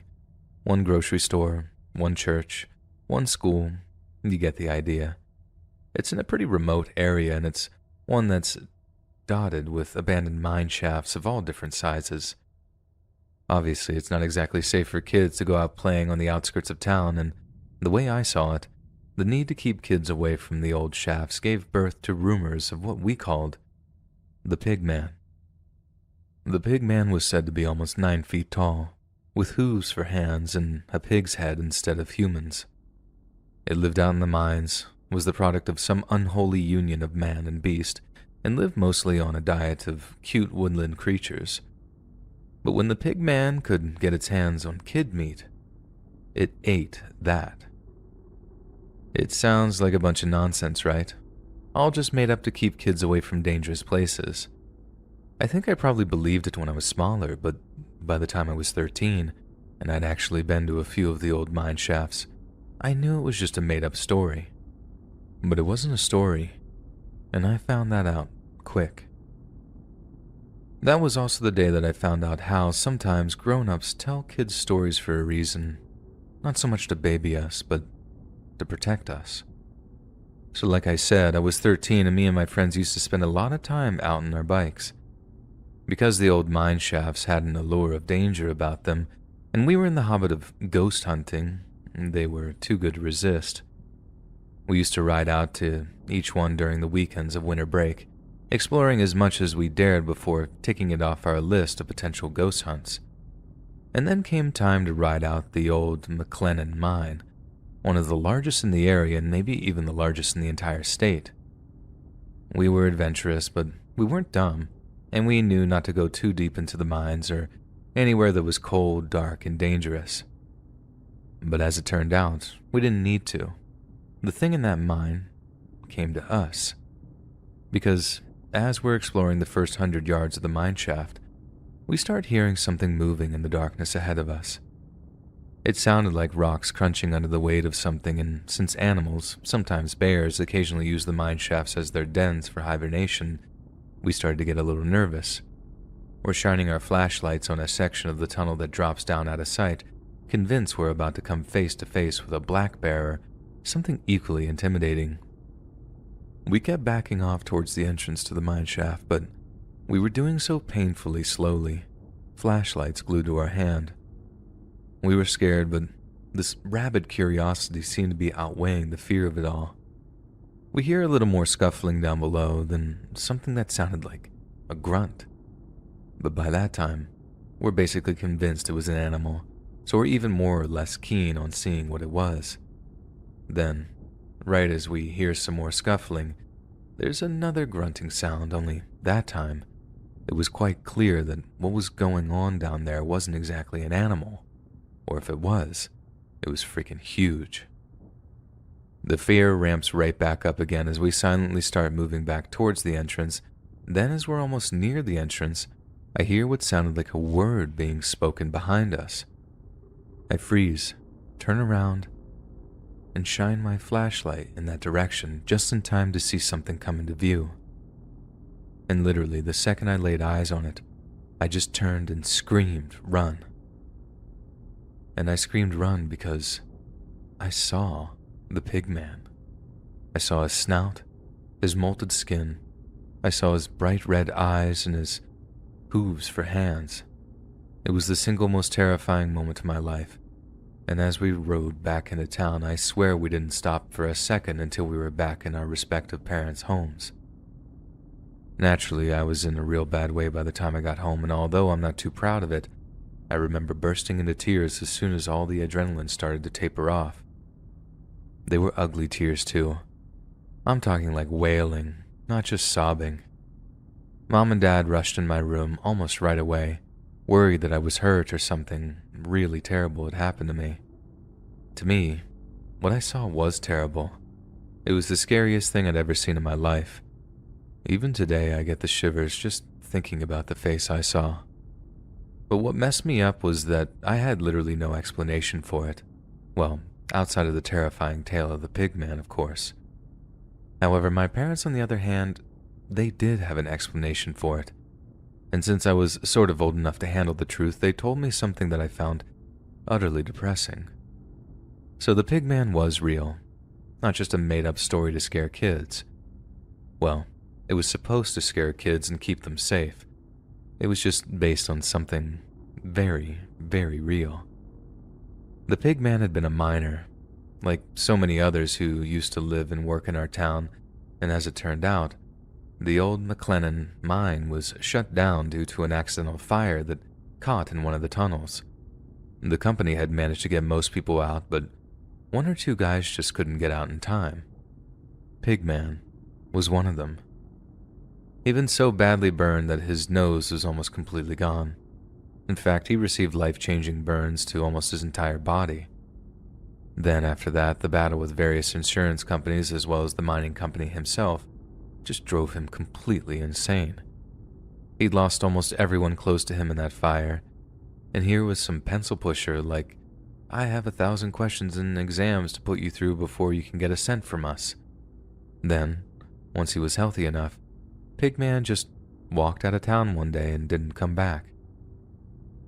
People thought he'd gone for good, either moved on someplace else or died or something. But no, Pigman just wanted to spend whatever time he had left in that place he'd lost so many of his friends and colleagues, the McLennan mine. I get why parents might feel the need to lie to their kids about it, or rather, why they might tell them half-truths to scare them away from something that'd haunt them if they came to understand it. But the thing that gets me is that the pig man, he's supposed to be the monster lurking out in the mines. But to the pig man, or whatever his real name is, it's us who are the monsters.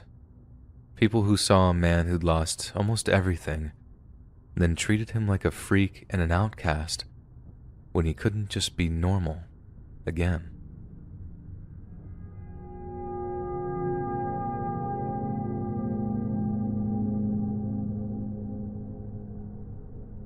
I drive truck for a living.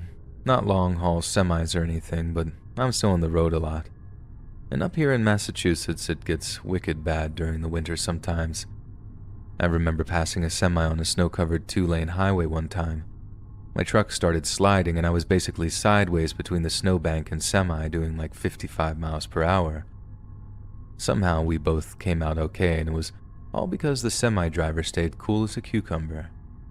If he had braked or tried to turn, I might not be around to be writing this. But he just sailed on through, then slowed his truck down and got out to see if I was okay. Another time, I ended up hitting a patch of black ice on a poorly lit highway. I was doing 360s. The whole road was lined with trees on both sides, no ditch to slow me down, and I was just convinced that that was it for me. I didn't walk away from that one. I ended up upside down on the side of the road, and when I opened up my eyes, the Syracuse Fire Department was sawing off the door of my truck. It was like they just appeared out of nowhere the moment I crashed, and in reality, I'd been out for 40 minutes with a concussion after getting knocked out by my airbag. I never go out when it's like that anymore. Even if my wife let me, it's just not worth the risk.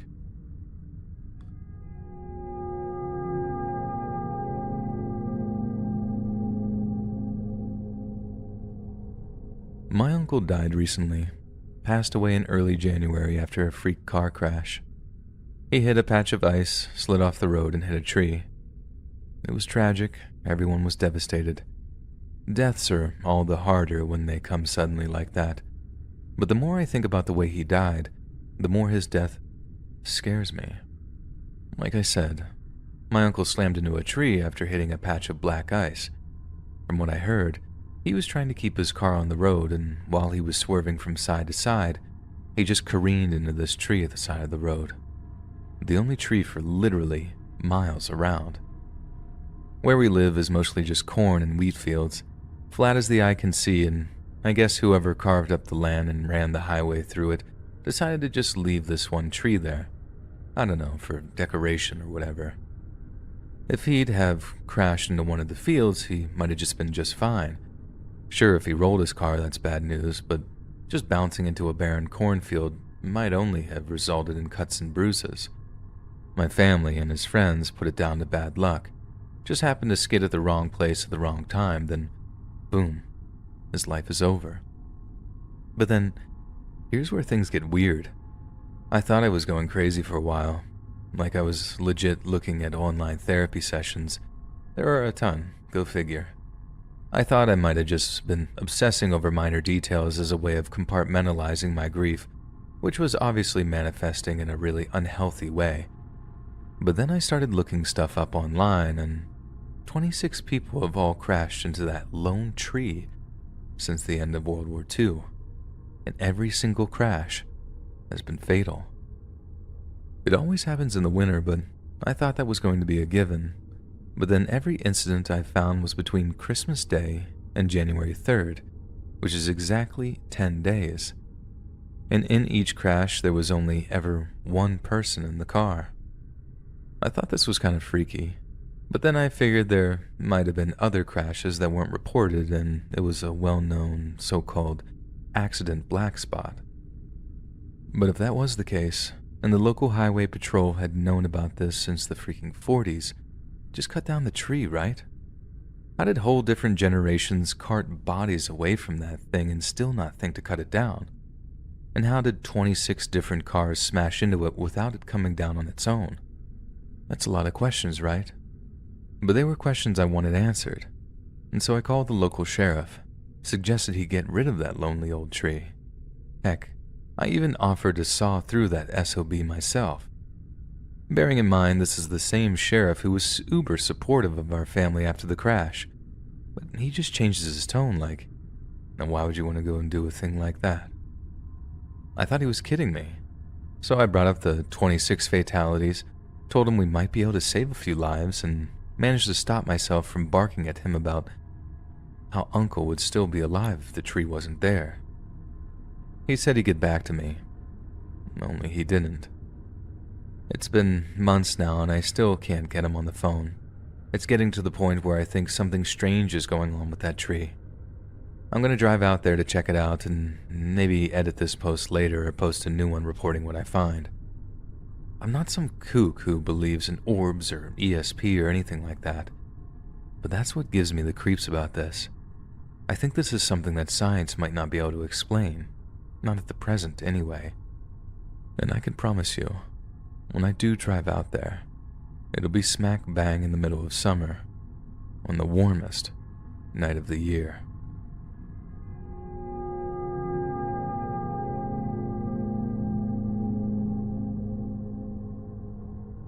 Born on October 19th of 1965, Joyce Vincent was raised in the London suburb of Fulham. Her father, Lawrence, was an Afro-Caribbean carpenter, while her mother, Lyris, was of South Asian heritage. Both had emigrated from Grenada to London before she was born. Yet sadly, Joyce's mother died of surgical complications when she was just 11 years old.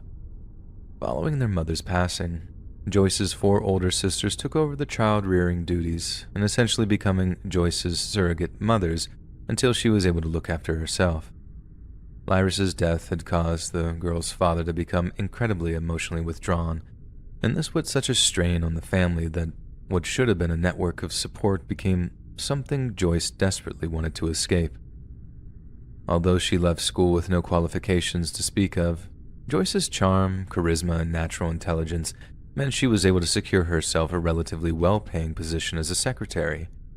Her social skills also proved a boon in less professional circles too, and by the time she was just 25, she was getting backstage passes to some of the hottest events in London, including the Nelson Mandela International Tribute for a Free South Africa concert that took place at Wembley Stadium in 1990. The height of Joyce's own career would come in March of 1997, when she began working for an accountancy firm, Ernst & Young. However, after 4 years working a lucrative job in the Treasury Department, to all observers, Joyce's life was going fantastically well, and she had a bright future ahead of her. But unbeknownst to them, there was a darkness lurking beneath the surface. When Joyce abruptly resigned from her job in March of 2001, her colleagues were stunned.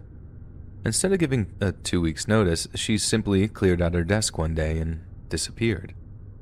Management had lined up an exit interview to figure out if there was something about the work environment that Joyce had found upsetting or distasteful, but for all intents and purposes, she flat out refused to give a reason. Obviously, information on her life from that period is sparse, but there are 2 things we know for certain. Firstly, Joyce hadn't left her job at Ernst & Young for a better position elsewhere, rather for a cleaner's job in a budget hotel. She also moved into a different apartment at around the same time, one that was discovered to be a domestic abuse shelter. Friends said this decision confused them as Joyce didn't appear to be in a relationship at the time, and her career at Ernst & Young seemed to have been going well as it could be.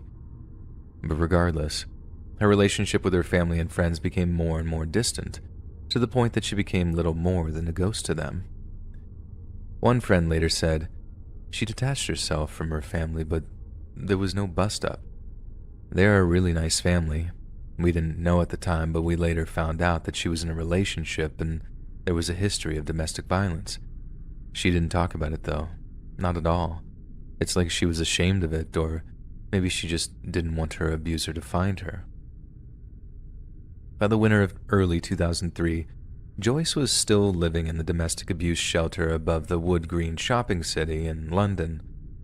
This apartment was owned by the Metropolitan Housing Trust and was routinely used to house victims of domestic abuse until they could get their lives back on track. Only, right as things seemed to be picking up for Joyce, she suffered through a sudden medical emergency in which she vomited up blood and was rushed to the hospital as a precaution. Doctors discovered she had a peptic ulcer, a frightening but entirely curable condition, and after 2 days' worth of treatment, she was released. Around the same time as her hospitalization, we know Joyce had been seeing someone of romantic interest. Some have insisted that this person was new in her life, but others maintain that it was merely a cover for returning to her abusive ex, something which is depressingly common among victims of abuse.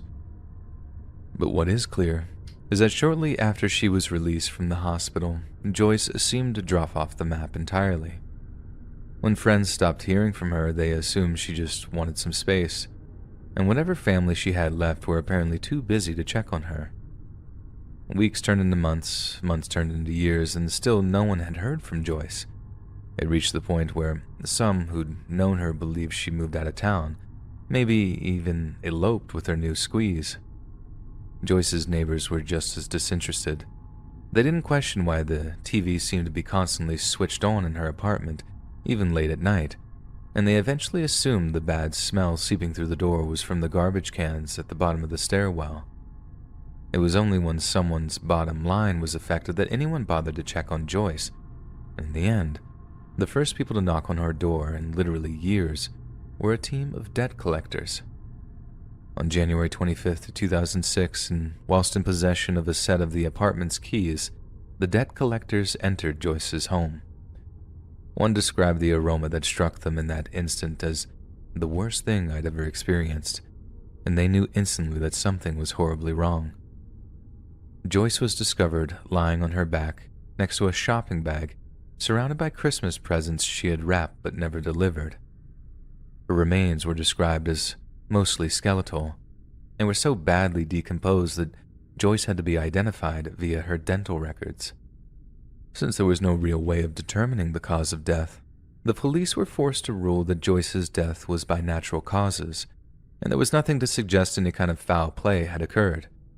Yet, as one pathologist admitted, after almost 2 years spent rotting in her apartment, the prospect of murder couldn't be 100% ruled out. Naturally, the first person the police wanted to talk to concerning Joyce's death was the mysterious boyfriend of Winter, 2003. But given that no one knew this man's identity, there was no tracking him down. Police then attempted to track down Joyce's abusive ex, but he too seemed to have just dropped off the face of the earth. Joyce's sisters then hired a private detective to look for him and even begged the Salvation Army to help, but it seems for whatever reason, Joyce's ex did not want to be found. When asked why they neglected to check on her, one of Joyce's friends noted that she was someone who fled at signs of trouble, who walked out of jobs if she clashed with a colleague, and who moved from one flat to the next all over London. She didn't answer the phone to her sister and didn't appear to have her own circle of friends, instead relying on the company of relative strangers who came in the form of a new boyfriend, a colleague, or a flatmate. Maybe it was just them making excuses, or maybe Joyce really did want to be left alone. If that's the case, her self-isolation meant she lay alone and festering on the floor of a London apartment for almost 3 years. What if this abusive ex-boyfriend really had weaseled his way back into her life and she'd had the good sense to try and escape him again? If he knew how isolated she was, how no one would come to check on her, this might present someone with the perfect opportunity to kill without detection, or at least to kill, and then be able to get as far away as possible without anyone suspecting anything. Yet at this point in the story, it's hard to know which is more frightening. The callous maliciousness it would take to murder a woman simply for wanting to be free, or the cold indifference of the people around her who didn't think to check on her until it was far, far too late.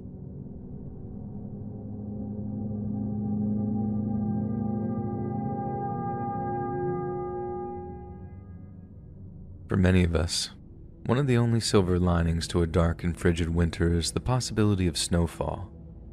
Nothing makes holidays feel quite as festive as waking up Christmas morning and looking out of a window to see a blanket of fluffy, freshly fallen snow.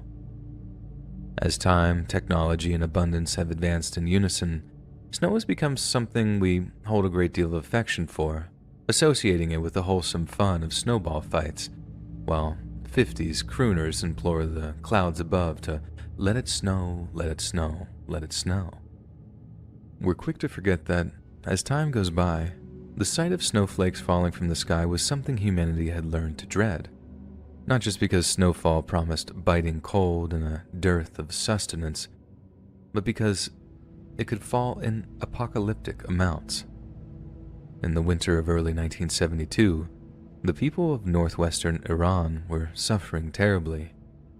It had proven to be one of the coldest winters in modern history, with supplies of food and medicine dwindling as temperatures plummeted to negative 13 degrees Fahrenheit, which is a whopping minus 25 degrees Celsius. What's worse, a flu epidemic had been ravaging the more isolated and less prepared rural areas, making relief efforts even more difficult. Then, right when it seemed like things couldn't get any worse, a series of snowstorm clouds began to gather over the Azerbaijani border, as if preparing for a full-scale meteorological invasion.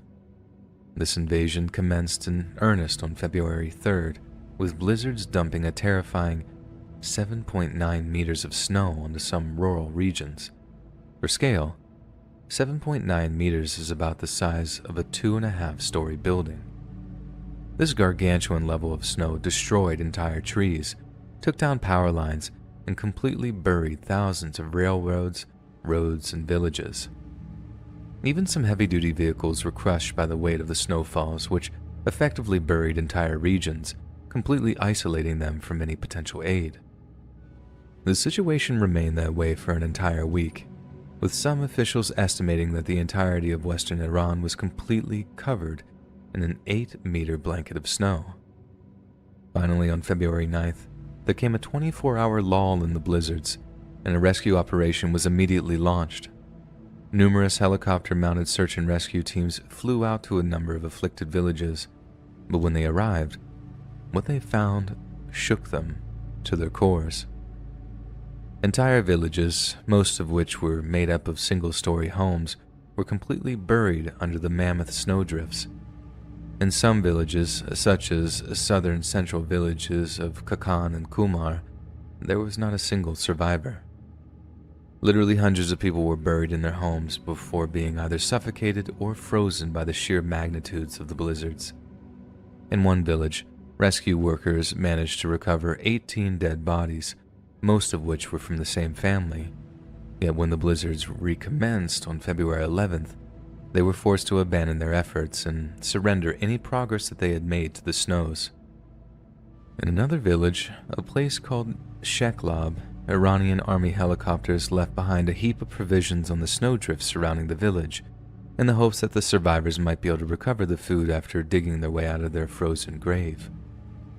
The helicopters returned a few days later, only to find the food completely untouched.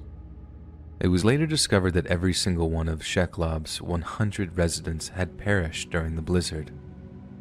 By the time spring broke in the mountains of Iran, the government estimated that just over 4,000 people had lost their lives as a result of the snowstorms, making the Iranian blizzards of 1972 the deadliest in recorded history. So, this year, if heavy snowfalls make life a little inconvenient, or if you're forced to de-ice that windshield early in the morning, remember that you could be so much worse. And instead of a few inches or a few feet, Mother Nature has the capacity to bury you and everyone you know in little over 24 hours.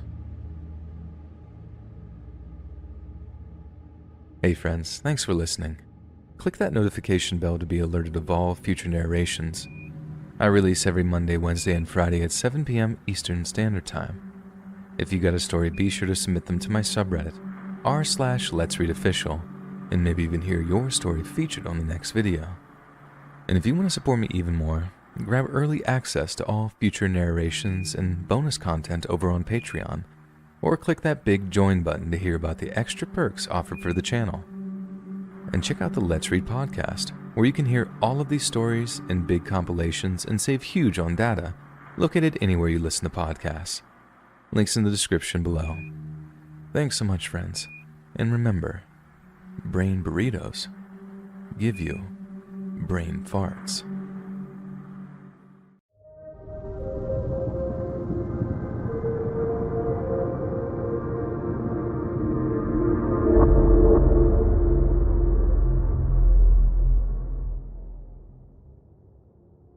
I used to love my job right after college. I was the typical young and cool teacher, and even though I'm still young, I'm just old enough that I've lost a lot of the respect of the students that I teach. For any young teachers out there, maybe you know what I mean. You seek the approval of your students. You want them to like you because maybe if they like you, they'll pay attention more and enjoy what you're teaching. I felt like that for a few years, but then I noticed my test scores for students slipping, and not to mention, the students were a little too relaxed with me. 2 years ago, when I had about 10 kids in my class after school for some tutoring, half my students pulled out vape pens in the classroom. Of course, I got angry and yelled at the students, and they were shocked that I was upset, saying things like they thought it was cool and all that kind of stuff. I had to tell their parents, and that's when I realized that I couldn't be the hip teacher anymore, and I needed to get more stern. So for the rest of the year, I really didn't play around. I still tried to be myself every day, but once I noticed the students fooling around or taking advantage of me, I would lay down the law, and let's just say I didn't make any friends. At the end of the school year 2 years ago, I had to break up an altercation in the hallway that led to one student's expulsion from the school, and 2 other students starting the next year on a 1-week in-school suspension. On that last day of school, my car was egged in the parking lot, while a handful of students yelled some very colorful things at me as they drove away. I took a deep breath and just let it be. They would have the rest of the summer to cool off, and the next year would be a return to form. At least, that's what I hoped. At the start of the school year last year, I couldn't have been more excited. I was rested, and I reformed my class structure a little bit to be more in line with what I thought the students would enjoy more. I had forgotten about the horrible way the year ended the previous year, and for me, it was water under the bridge. Not to mention a lot of the health restrictions from the previous couple of years have been lifted, allowing the students to have a more conventional high school experience, which makes teaching more rewarding. On the first day of class, I was greeting the students for my first day, and I was immediately reminded of the altercation last year when 3 of the boys and 1 girl walked into my class right before the bell went off. As I said good morning to the group, the 4 of them just stared daggers at me. They took their seats, and all I could say to myself was, wow, the dedication to look that angry and miserable for an entire class takes some skill. Towards the end of class, I called one of the boys to answer a question, and he responded in an angry and almost hateful voice saying, I might be in your class, but you don't ever have to say my name again. Oh, the joys of teaching. Thankfully, I was saved by the bell, and I didn't have to respond in front of the entire class. I tried to talk to him after, and he just shouted to stay away from him. Unfortunately, I couldn't let that type of attitude stand in the classroom, especially not on the first day. During a free period, I went to the office and explained to the principal what was happening. She was angry and immediately paged the young man to the office. He stormed in there, and as soon as he saw me sitting in one of the chairs, he says, "Are you kidding me? You ratted me out?" Instead of beating the kid down verbally and yelling at him, we tried to use it as a teaching moment. We tried to drive home the fact that he was not in trouble and that we just wanted to talk. Maybe this was the wrong approach and we should have just given the kid detention, but I never liked doing that. People have rough days and sometimes you just need to talk things out. After a 30-minute meeting of going nowhere, we sent him back to class, and the principal said that he wanted to give him detention or suspension to really set the precedent for the year, but I talked him out of it. That afternoon, I saw the young man leaving, and I tried to tell him to have a good night and shake his hand, but instead, when he saw me, he gave me another, not-so-favorable hand gesture involving one of your fingers, if you know what I mean. I went home, and at the start of last year when the story took place, I was still living alone. I just cracked open a beer and I decided to relax on the couch and watch some TV for a while. The first day always takes a lot out of me. Before I knew it, it was after 2 in the morning. I had accidentally fallen asleep on the couch. I still had a beer in my hand and I was still wearing my pants from work. I shut the TV off and started to make my way to the bedroom. As I was walking in the dark house, I heard a loud thud. I paused for a second trying to process what it could have been. My first thought was that I was so groggy and out of it I probably just imagined whatever the sound was, but then I heard it again. I slowly crept down the hall trying to listen intently. I could feel my heart racing out of my chest. At the end of the hall, right to the right is my bedroom, which faces the front of the house, and to the left is a guest room I don't use and faces the back of the house. The door to the guest room is usually mostly shut, so I had to open it a little bit to look in there. And the image I saw still scares me when I think about it. Nearly completely in my guest room, hanging from a window, was the student from earlier in the day. He was wearing a health mask and had a Pittsburgh Steelers hat on. Even with all of that on, I could clearly tell it was the young man from school. I screamed instinctively and it caused him to fall back, taking the blinds down with him as he fell. He got to his feet in the room, took a half step in my direction as if to scare me or something, and then Superman dove out of the window. I saw him run to the other side after he jumped, so I ran to the front of the house to look out the window. I saw him jump into what I think was a white Toyota, and there were 3 other people in the car, and they peeled off into the night, and I immediately called the cops right away. Now, this is where I thought I was being stupid, and maybe I was. The cops came and I told them about the break-in and what happened. I failed to mention what type of car it was, and I didn't tell them who I thought it was. The next day at school, I saw the young man pull into the parking lot with that same white Toyota, and any doubts I had went away as soon as I saw the car. I confronted him in the hallway, and he looked like he was going to be sick. I stuck my hand out and I said, "Truce." and he slapped my hand away quickly like he didn't want anyone to see and walked away. I then got him removed from class the following Monday, and I didn't have another interaction with the boy all year. My hope is that he learned his lesson and never tried anything like that again. A handful of times over the year and during this past summer, I've had some pranks happen on my property, but nothing serious like a break-in, and I have no evidence to know who it was that pulled these so-called pranks. I finally installed a Ring camera in just a week ago. I think I saw that white Toyota parked in front of my house for about an hour, but nothing ever happened. I didn't see anybody I recognized get out of the car, and I prayed it was just a coincidence since I live with my fiancée now. She doesn't know about the break-in, and we're planning on moving soon anyway. I guess I'm writing this to see what anybody out there thinks anonymously before I pull out any names or locations. Should I call the police? Or do you think I should continue to give him another chance?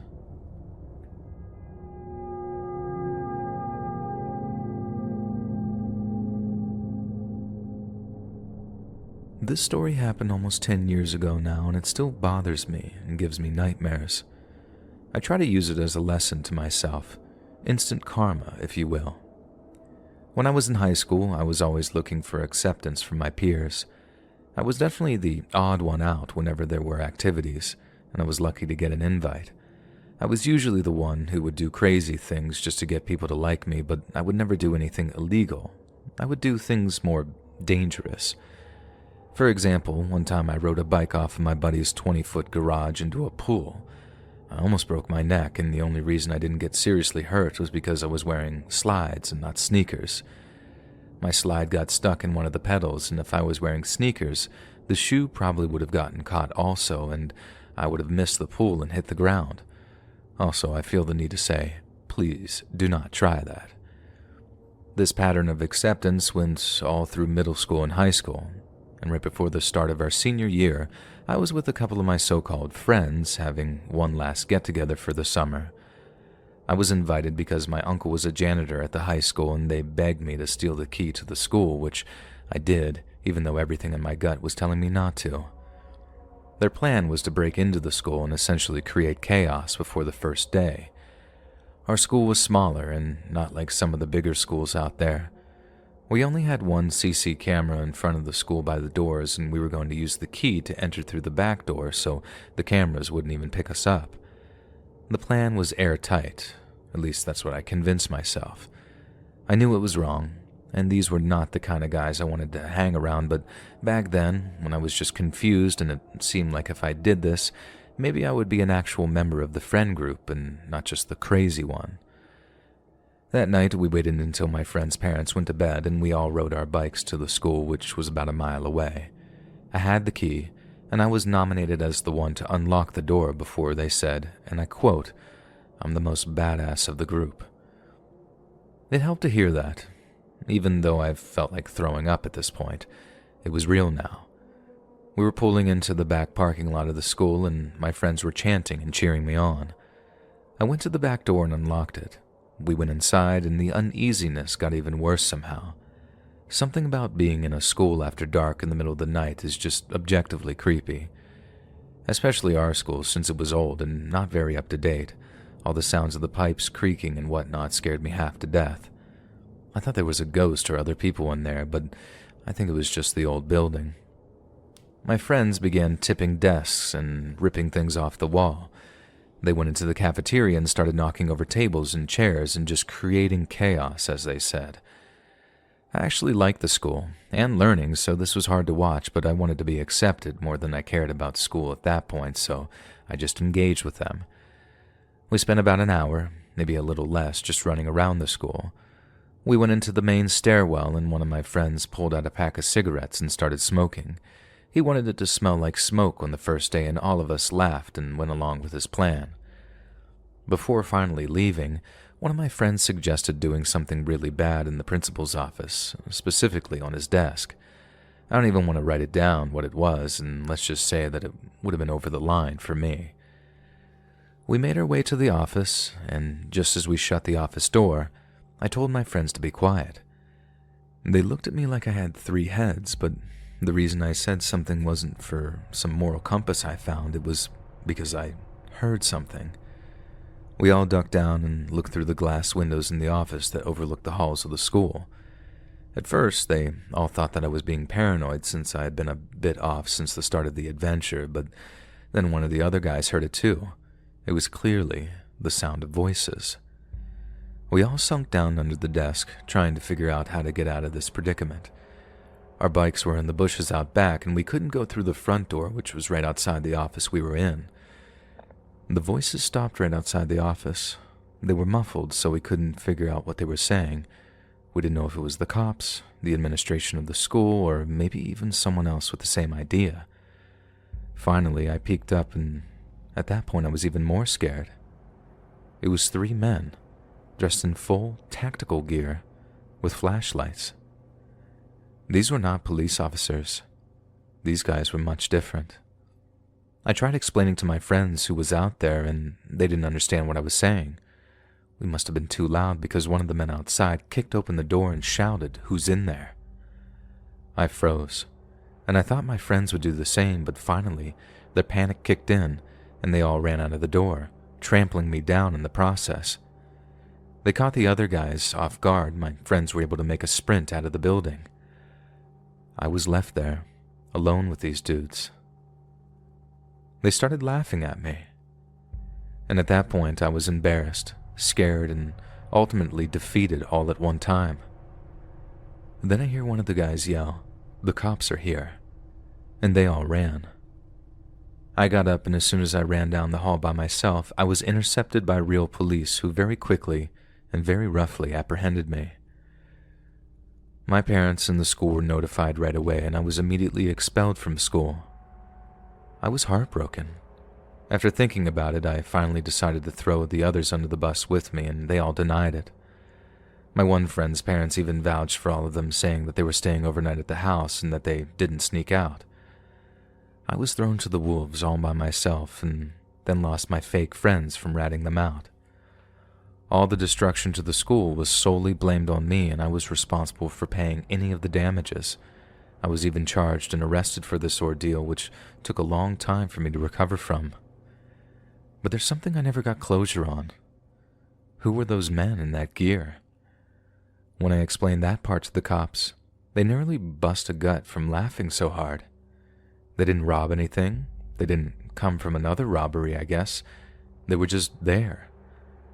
I guess the easy explanation is that it was other students attempting to do the same thing that we were doing, but my only doubt with that is that the gear they had seemed extremely legit and professional, and it didn't make sense for some high school students to have stuff like that, at least not in my hometown. Does anybody out there have any idea or theories as to what these guys were doing? Someone recently told me that they thought the tactical guys were in on it, and it was all a prank to get me busted by the police. That was an idea I never thought of until it was mentioned to me, and I hate to admit that the more I think about it, the more it adds up, and if that is the case, I hope they all get what's coming to them. I did end up getting my GED, and I currently do have a pretty good job, so I ended up okay after all of this, but it wasn't easy, and it just goes to show you that acceptance isn't always good. I endured the most traumatic time of my entire life just because I thought that I had to do it in order to fit in. And let my tragedy be a good lesson to any young people out there. If something doesn't feel right, you're probably correct, and ignoring that feeling and giving it to a bad idea could lead to years of trouble.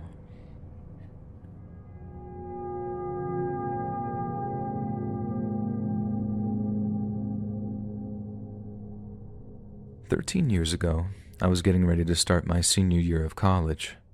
I couldn't wait to finish this last step and begin my new life in what they have always called the real world. Given my hopeful career path, my advisor told me that I should serve as a mentor for incoming freshmen. Act as essentially a big sister to the incoming students, you know. College can be scary and overwhelming for new students, especially those who have come from smaller schools, so this program would be set up to guide these new students and help them break into the college system with as little anxiety as possible. I loved the idea, and as my advisor said, this would look great on my resume. I wish I had a program like this when I was a freshman. I would have been so lost and nervous my first few months. I arrived at school about a week early and met with my advisor and got all the information needed. This year, the program will be a little bit different compared to what it was the previous couple of years. In the first 2 years of the program, the seniors involved would almost serve as student advisors and help the freshmen, but this year we were being assigned individual freshmen.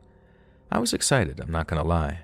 I got a handful of students from the advisor, and I spent that first week before school emailing them and setting up appointments and meet and greets and whatever else they may need. I offered tours, sitting for coffee, talking about campus activities, you name it. My mindset was to be as loose and flexible as possible and allow the incoming students to ask me whatever they wanted and talk about whatever concerns they had, instead of me dictating to them what I thought they wanted to hear. As the new students poured in, it was great. I met a handful of my assigned students, and I can honestly say that I felt good. I truly felt like I was helping them to feel a little less anxious. On the first day of classes, I met someone named Madison.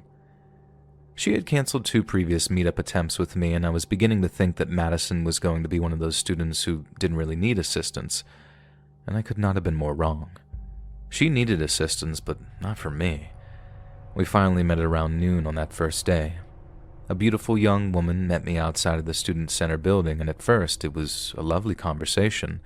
She seemed confident, independent, and not afraid of anything. After a few minutes of talking to Madison, I asked her why she wanted to be in this program. I emphasized to her that it had nothing to do with her, but more due to the fact that she seemed so confident. Her answer didn't make me think of anything weird at the moment. All she said was that she just wanted to talk to me and see what it's like to be a senior in such a great school. I was flattered, and it was honestly kind of nice to talk to such a well-adjusted young lady since I had spent so much time talking to students who were afraid of their own shadows. We talked for probably 15 or 20 minutes and then exchanged numbers. I didn't ask her to meet again because I didn't feel like she needed my assistance, and I told her that she could call or text me anytime she wanted, and if she ever needed to talk, she could reach out to me. And that was the last time I saw Madison for a few weeks. Almost a month later, I started getting notes left by my car. They were short and sweet notes, and they were always left signed by a secret admirer. I mean, they were literally signed with the name Secret Admirer. I thought it was cute, kind of cringe, but dating was the last thing on my mind, so I didn't ever wonder who it was. It seemed like it was left by a guy just from the style of the handwriting, you know? Things started getting weird after those notes. I would still be getting them all the time, but I would start getting them left on my car when I was at work, the store, and even the movies. It seemed like no matter where I went, I was being left a love note. And then the notes started getting weird, saying things like, "I just love you so much," and "I can't wait until you notice me and we can be together forever." I was convinced at this point it wasn't one of my friends messing with me or something. I was always the butt of the joke among my friends because I had no desire to date, and this type of long-term prank was something I could absolutely see my friends doing. So no matter how many times I called them out and tried to compare the handwriting, there was never a match, and nobody ever confessed. My friends were nervous about my well-being at that point, and I always kind of dismissed it. I stubbornly convinced myself that it was a joke and that I was done giving them any satisfaction about it. At the time, I worked a semi-overnight shift at a grocery store. I would go in at 9 p.m. and I would work until 3 a.m. in the morning. I would hang price tags throughout the night and fix signs and stupid things like that. They paid a little extra for working overnights, and I needed the money since I was a broke college student. I punched out a little after 3 and started making my way to my car in the nearby empty parking lot. As I walked around my car, I saw someone squatting next to my driver's side door. It was a smaller person, and they seemed like they had a hood on. I jumped back at that moment and started to scream. The person ran over to me, tackling me to the ground. But instead of beating me up or something like that, they just kept saying in a soft voice, "Shh, relax, it's me. I'm here now." I recognized that voice, but I couldn't put my finger on it in the panic. As I was moving on the ground, the person's hood came off, and I instantly was able to put the voice to a face. It was Madison, from the first week of school. I tried pleading with her at first in the confusion, and then my pleas turned to anger and panic. She was sitting on my chest, telling me to relax. Thankfully, the night manager happened to be outside smoking a cigarette and had heard some commotion and started to run over to my car. Madison jumped up and tried telling the man that I was her girlfriend and that he needed to get lost. I could tell the manager thought about it for a second, but I was able to scream at him to just call the police. And that's when Madison started to get angry and started to throw punches down in my face. The manager called the police, shoving Madison off of me so I could get to my feet. I stood behind the manager, waiting for the cops, and Madison didn't leave.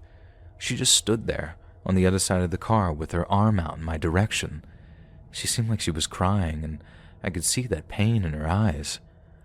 I felt bad for a moment, and then I realized that she was just beating me up, and that empathy vanished pretty quickly when I realized how insane she was. The cops arrived, and they took Madison. I didn't press charges, but I did threaten to. Her parents pulled her out of school, and I never heard from her again. It all just happened so quickly. I don't know how true this last part is that I'm about to tell you, as I heard it through the grapevine, but I was told by a trusted source that when I gave her my number during that first meeting, she thought that was a sign of advancement on my part, and she was trying to win me over with the secret notes. She thought I might recognize her handwriting, which I never would, so she would write the notes with her offhand so it looked messy. When she finally reached the courage to call me, my number didn't work. Either I wrote it down wrong for her or she put it in her phone wrong, and she took it as an insult and needed to win me over. And that was the night she attacked me at my job. Whether that last part is true or not, the fact that the encounter happened at all is enough to haunt my dreams. I won't forget that feeling of helplessness when she was on top of me for what felt like a very long time.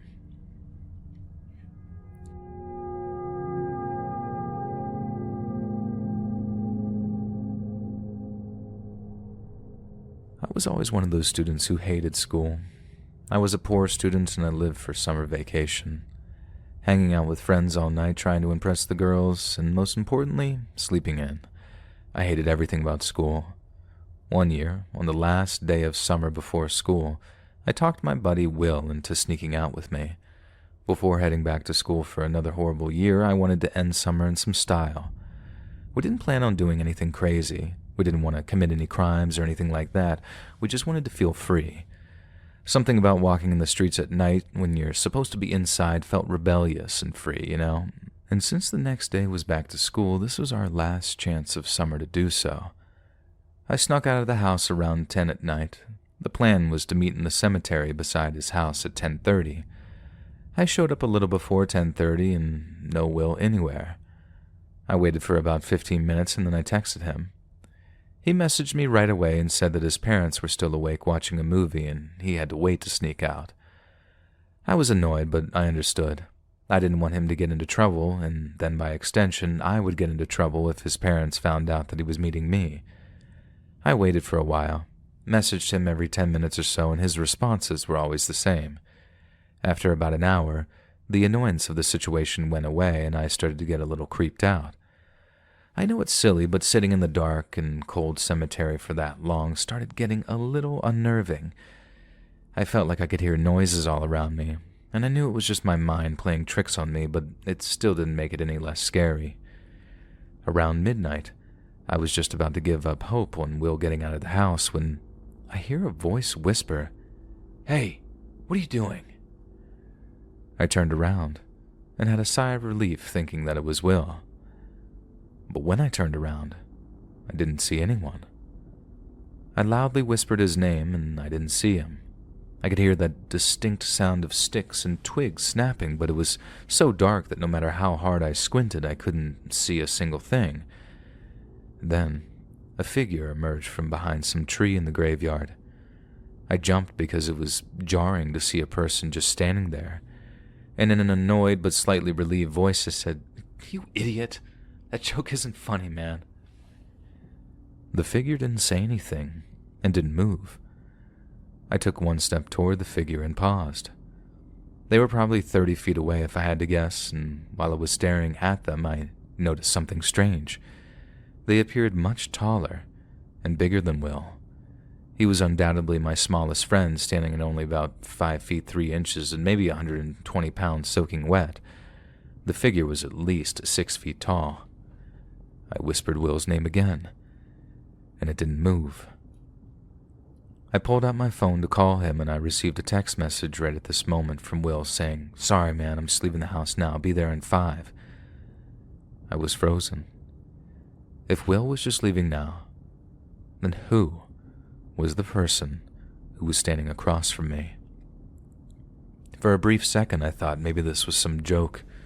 Maybe he talked to one of our friends into sneaking out and they were going to try and scare me. I shouted in a whisper to the person, "You know, it's not working. Will told me about this joke." That was my poor attempt to fish out some response from them, but they still didn't move. Then I got another text a second later from Will. "Sorry, dude. Mom just saw me in the kitchen. No way I can get out tonight. I'll see you tomorrow in school." I still couldn't tell if this was part of the joke or if he was serious. If he was telling the truth, then this figure standing near me most likely meant harm to me, and I was in real danger. I decided to call Will, while my eyes were locked on this person. He answered, and I quietly explained what was happening to me, and I asked if he had anything to do with this. I could tell by his voice that he was scared for me. He reiterated that now he was in bed and he had sent me a picture of him in his room. He told me to run, but I was terrified to even move. My house was in the direction of that person, and I didn't want to run further into the cemetery with a potentially dangerous person on my tail. Being young and stupid, I was more scared of getting in trouble with my parents, so I didn't call the cops, and I begged Will not to tell his parents or call the police, even though he practically begged me to call. If this happened to me today, I would call the police almost right away, but back then, the sometimes irrational mind of a teenager could be stupid. I started to take a few small steps backward, with Will still on the phone. After a few steps back, I noticed that the person was taking a few steps forward in my direction. I decided to run as fast as I could. I'm somewhat fast, and I figured that I would run the opposite way and then loop around to get back to the main road. Throughout this whole ordeal, I was the most scared I'd ever been in my life.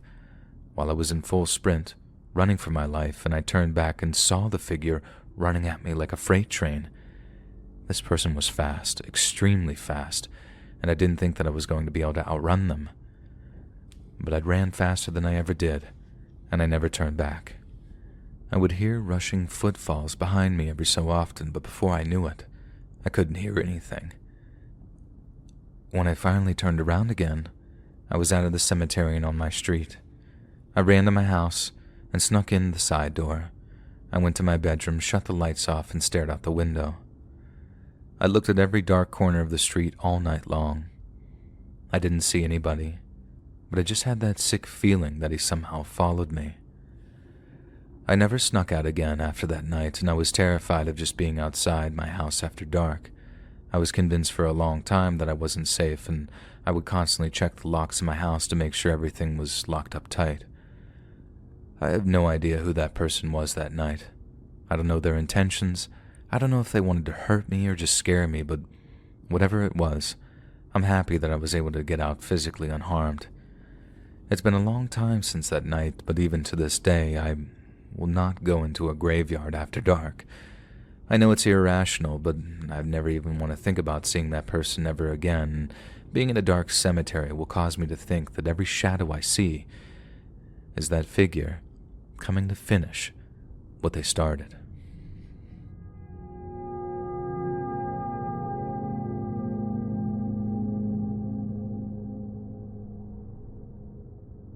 I don't blame anyone who doesn't like sports. I totally understand if playing or watching sports is not your thing. My wife hates sports with a passion, so I don't even try to get her to watch games with me. I never forced it on anyone, even though I love football more than anything in the world. I was fortunate enough to be able to play football in college, and it was an amazing experience. Hard and challenging at times, but truly amazing. and as a college athlete, we had to head back to school early and start training. We would have weightlifting sessions, field practice, cardio training, you name it. Before the first day of school, we were already a well-oiled machine. Waking up early for class was never an issue because we would have mandatory workouts at 4:30 in the morning. This is going to sound horrible, but sometimes playing on a football team gave me a special treatment in class. Not with my grades, but with extra help, whether it was from the teacher or other students. I know it sounds kind of vain, but a lot of students loved me, and I would take advantage of that love and have them help me with assignments. Interrupt that how you will, but let's just say that I had more than a few fans in school. By the time my junior year came around, I was a well-known name around campus. Now, sidebar, I was good, but not good enough to play in the NFL. But at the time, I was one of the better players on the team, and everyone wanted to say that they knew me. I was ready for an amazing season, and I couldn't wait to hit the field. We showed up early to campus like every year, and we all lived that football life for a few weeks. One day after practice, I met a girl in the training facility, and her name was Sarah. She was pretty, and she seemed into me. And what I really liked, though, was that she seemed into what I had to say and not the fact that I was just kind of a jock, I guess. We talked for a while and hung out that night. Nothing crazy. We just watched a movie. For some reason, though, I never questioned why she was there. At this point, it was only athletes and a few others on campus. I guess I just assumed that she played soccer or was on the track team or something. We exchanged numbers, and I told her that I would text her the next day, which I did. She gave me one-word answers and kind of gave me the impression that she wasn't interested, so instead of wasting her time, I never messaged her again after that next day. I felt like we vibed, and I got a good feeling hanging out with her. I actually felt at one point hanging out with this girl is easily girlfriend material, and I'd love to spend time with her. I was a little broken up on the inside when she seemed uninterested, but like I said, I didn't want to waste her time, and I wanted to move on before my feelings sprouted even more. The next day, I was in the locker room after a pretty tough workout. I was the last one in there, and I was just cleaning myself up a bit. I heard some footsteps on the other side of the room, and I didn't really give it a lot of thought. The first place my mind went was that it was another player or coach, so I didn't really think anything of it. The movement eventually stopped, and after a few minutes of not seeing anyone or hearing the door open, I started to get a little weirded out. I asked who was there, but nobody responded. I started walking toward the door, which was behind a wall since the locker room was a giant L-shaped room. As I was getting closer to the wall, I heard the footsteps sort of scamper away, and the locker room door slammed shut. Now I was freaked out. There was definitely a person in there, essentially listening to me or watching me and not saying anything, and when I called them out, they ran. I told some of the guys on the team about it, and their sort of tough guy routine kicked in, and they were all about teaching this peeping Tom a lesson, which was kind of funny. I figured they'd just make fun of me. And that night that I was in bed, and I thought I could hear a sort of clicking sound on my window. I got a dark curtain on my window because when I have a day off, I hate having the sun wake me up. It's weird to describe, but I felt so uncomfortable about the locker room incident that I was a little freaked out, moving the curtain back. I didn't want to see someone standing there. A few of the players I've played with over the years have had some minor run-ins with some weirdos and stalkers and all that kind of stuff, and it's not something that I wanted to deal with. I eventually put that fear in the back of my mind, and I whipped back the curtain to find Sarah actively trying to get into my room. I freaked out, slammed the now quarter-open window shut. I locked it, and she just stared at me with these just sort of dead eyes through the window. I immediately go to my phone, calling the police. I told them what happened, and it didn't take long for them to find her. When they found her, she had a pocket knife in her pocket, and she wasn't a student. She was just some obsessed fan, and she wanted to be with me. And I was actually interested in her, but when we were texting, she had already convinced herself that I didn't want to be with her or something.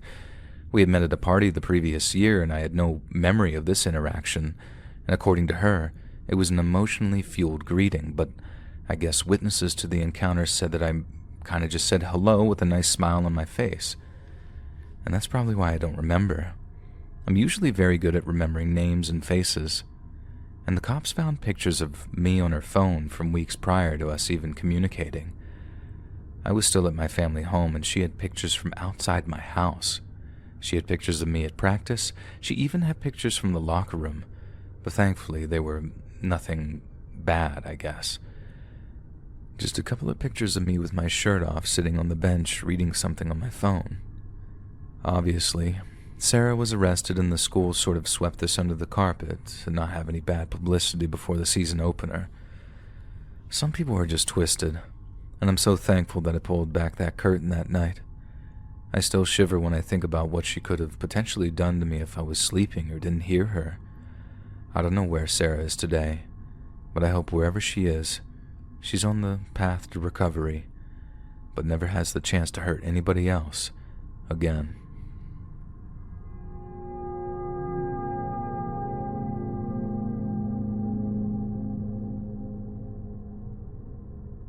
When I was in my late 20s, I hit a rough patch in my life.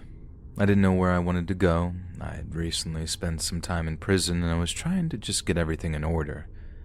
A friend of my mom's had some connections to the local university, and this person pulled some strings and got me a job as a maintenance clerk for the school. My official title was fancy, but I was a janitor. But I'll say being just a janitor paid pretty well for a big university. It was more money than I had ever made before, and it wasn't bad for someone trying to get on their feet post-prison. I started right at the tail end of one school year, and I spent the entire summer being one of the late-night maintenance men for the school. I worked my way up from cleaning bathrooms and classrooms to being an actual maintenance man. I was fixing things instead of cleaning them, which was much more my speed. I almost felt like a new student as the school year was coming closer. The thought of all the students filling the school was just exciting for some reason, probably because I never got to do the college thing, so it was rewarding to see all these people trying to make something of their lives. One thing I will say, though, is that the school was never empty. It's not like high schools, where when summer comes, the schools are practically empty other than an event here or there. Universities always had students or faculty walking around, either taking summer classes, doing some type of tutoring, or even playing sports. Even though it was never empty, it was much more desolate during the summer, hence why I was excited for the beginning of the school year at the end of August. Once the semester officially started, I was going to be taken off the night shift and become one of the regular maintenance staff members. I was excited, and I could see myself turning this into a real career. The first week of classes started, and I was busier than I ever could have imagined. I was helping teachers fix projectors, I was helping the school with painting, and I was even responsible for heading to the dorms to help students fix easy issues that nowadays a simple YouTube search could probably fix. I know it sounds like I'm just complaining, but I honestly love this busy work. I was learning a lot, making money and helping folks along the way. I knew it was only a matter of time before something happened that wasn't so great. And let me first say that I know this wasn't the school's fault and that I had no control over the events that took place. It's just whenever I think back to this day, I'm reminded of one of the most horrifying events of my life. It was only the first week of classes, and it was toward the evening. I was exhausted, and I couldn't wait to call it a night. Down in the basement, the maintenance department had a makeshift office where we would drink coffee, eat some food, or just kick it for a little while. I was heading to the basement, and I heard some commotion going on. The basement of this building is huge and almost maze-like. If you didn't know where you were going, you'd probably just wander around for a while. So instead of making my way to the office, I followed the noise of the commotion because it sounded like someone moaning in agony. As I turned down one of the corridors that led to an open space with a bunch of storage, I saw 3 dudes, definitely students given their age, and they were actually beating up another student. I immediately shouted for them to stop, and they ran away in the opposite direction. There are several staircases up the main floor, so they didn't need to run by me to get upstairs. Instead of chasing them, I stopped to make sure that the student on the ground was okay. He was in pain, but thankfully he was breathing. As I briefly examined him, I noticed that he didn't have any bruises or cuts or anything like that. I thought at the moment maybe they were just kicking into sides or something because his face looked completely fine. I was trying to grab my phone to call the police, and I noticed the kid on the ground began to smile. Before I could even ask what was going on, I felt an intense pain in my head, and I fell to the ground. Everything was a little blurry at this point, but I saw the 3 other students come back and help the student on the ground. All 4 of the students were now laughing, and then the next thing I remember was seeing one of the students raise his arms with something in it, swing it in my direction, and then just black. I woke up several hours later in the maintenance office with my hands cuffed by the police. All I could smell was whiskey. And that's when I noticed I was covered in whiskey, like these boys poured an entire bottle on me. Without going into details, my former prison time was alcohol related and I wasn't supposed to drink anymore, which I didn't. But from the cops' point of view, I smelled like it. To make matters even worse for me was that they found me smelling like this on the job, and they probably thought that I was drunk because I was somewhat delirious and was finding it hard to form sentences. This nightmare continued for several hours as I was being detained. I was finally able to get the words out that I wanted my lawyer, and thankfully, she showed up pretty quickly. The cops did not want to hear my story and just assumed that I had blacked out drunk in the basement of the school. I told my lawyer everything that happened, and it was like trying to pull teeth to get the police to listen. But they finally started to listen and got the security camera from the footage from the school, and thankfully, the footage proved my innocence. The footage showed the boys following me on my last job of the evening. It showed them going into the basement, and the idiot set up their fake mugging in front of one of the cameras in the basement, too. The students didn't count on the camera being down there. The camera showed every detail of what happened. As soon as I approached the student on the ground, the other 3 snuck back and hit me on the head with some large pipe or something like that. They dragged me into the office and poured a whole bunch of whiskey all over me, like I said, and not only did this footage prove that I didn't touch a drop of alcohol, but it also showed all 4 students committing this act. They swiftly arrested all of them, and the worst part is, they didn't have a real motive at all. They heard that I used to drink a lot, and they just thought it would be funny if they framed me for being a drunk on the job. It's horrible, and I can't believe people are that terrible and evil. But I guess I shouldn't be surprised because it still stings. I know this may not be like other scary stories out there that people tell, but this was a real nightmare that could have potentially ruined my life if there wasn't camera evidence. Being convicted for a crime you didn't commit is horrible, and it's something that I fear every day.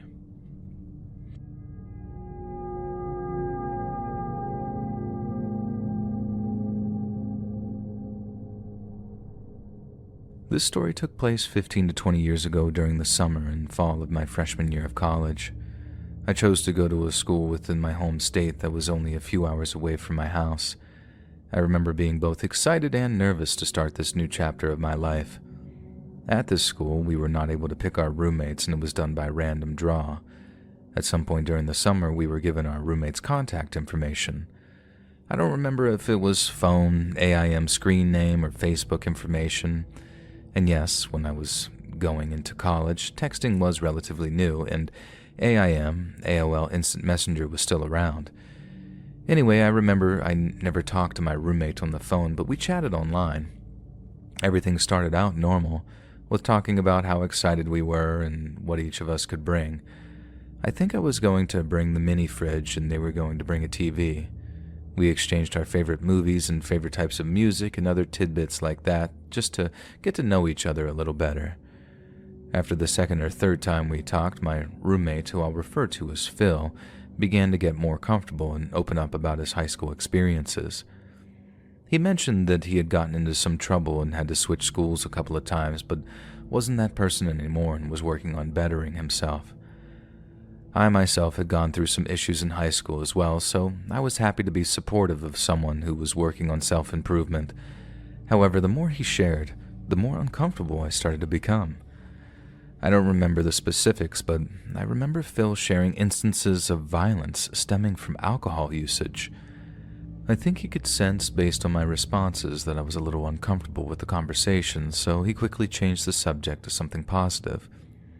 We didn't talk much more than that during the summer, and before you knew it, Move-in day was already here.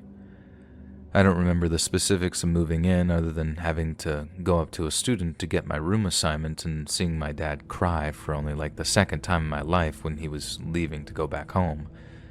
Phil didn't arrive until my parents had already left, and he didn't have anyone with him when we arrived.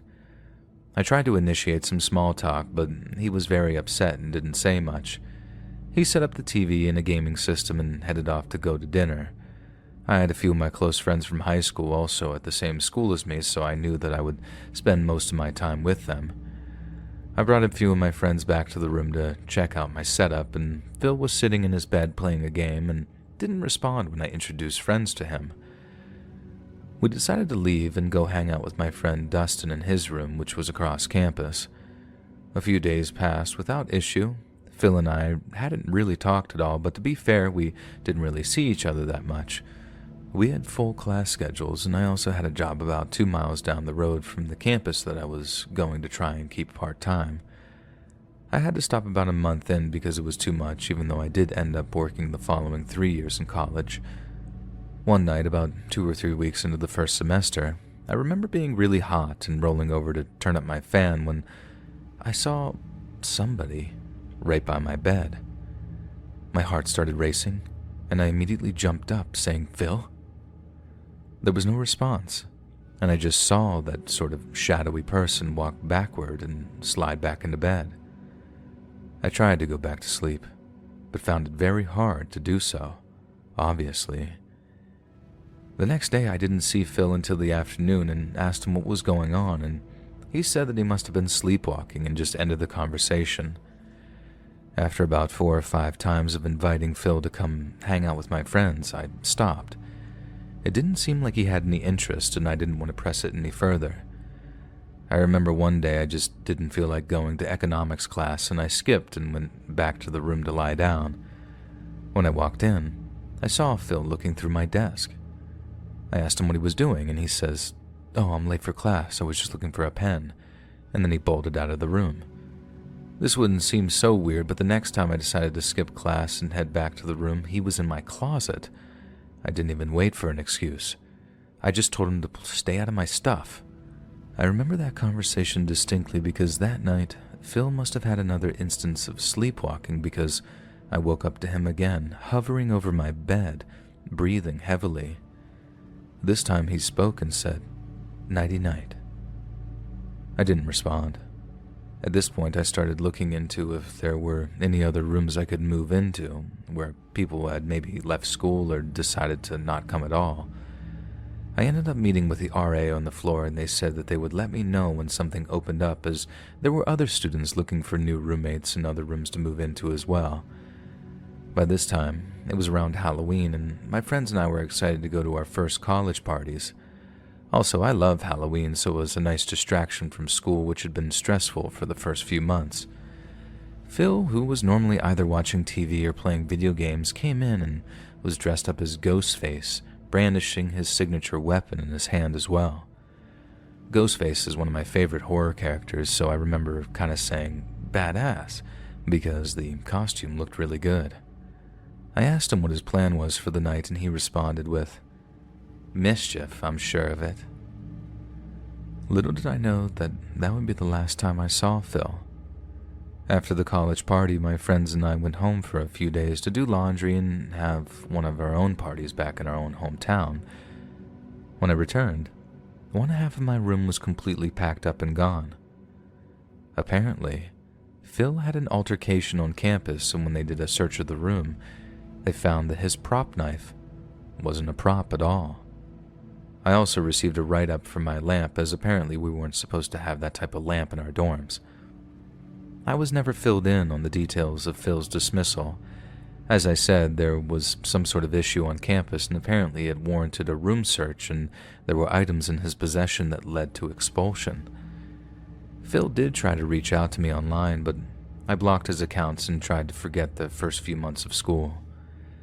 I ended up not having a roommate for the first year, which was nice because my friends would usually just crash there if they didn't feel like walking back to their rooms. Anyway, this was one of the creepiest and scariest encounters of my life. It didn't seem like it at the time, but looking back on it, I wonder if I was ever in any danger or what really happened that led to Phil's dismissal from school. I'm just glad that it worked out okay and I never had to hear from that weirdo again.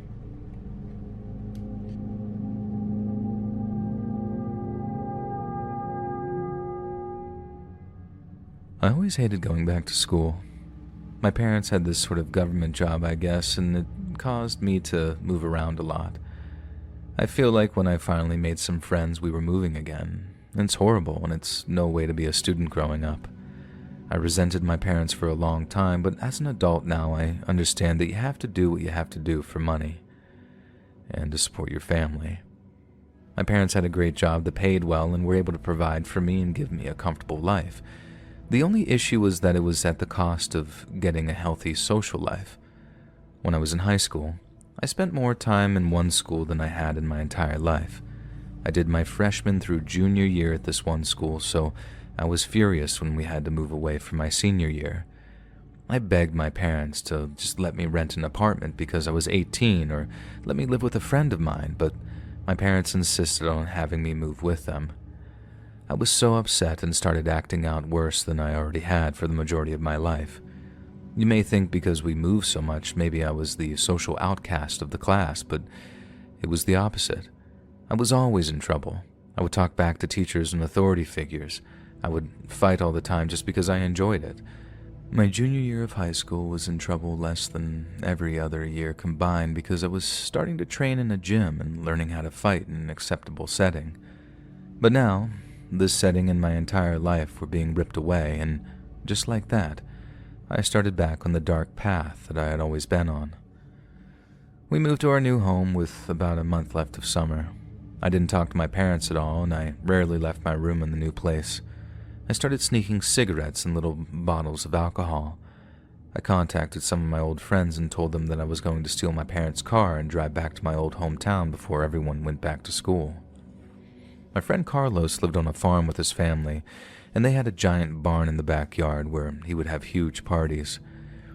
His parents didn't really care, so we used to party there almost every weekend. After I told them about my plan to return, they put the word out and we started calling it the back-to-school party, and it was going to be in my honor. Everyone was going to bring a backpack to the party like it was the first day of school, except inside the backpack, each person was going to bring something for the party. And the supplies in the backpacks were not things people our age should have, but hey, it was a party, what do you expect?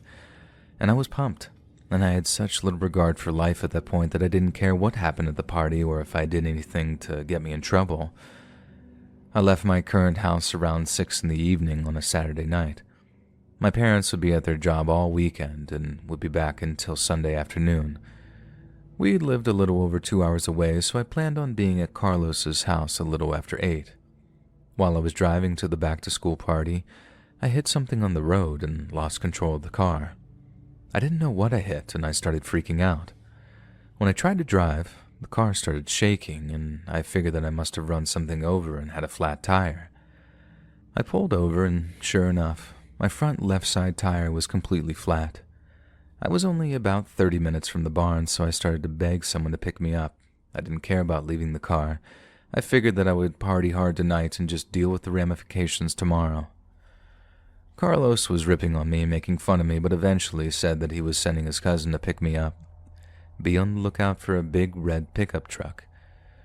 Where I was specifically was borderline in the middle of nowhere.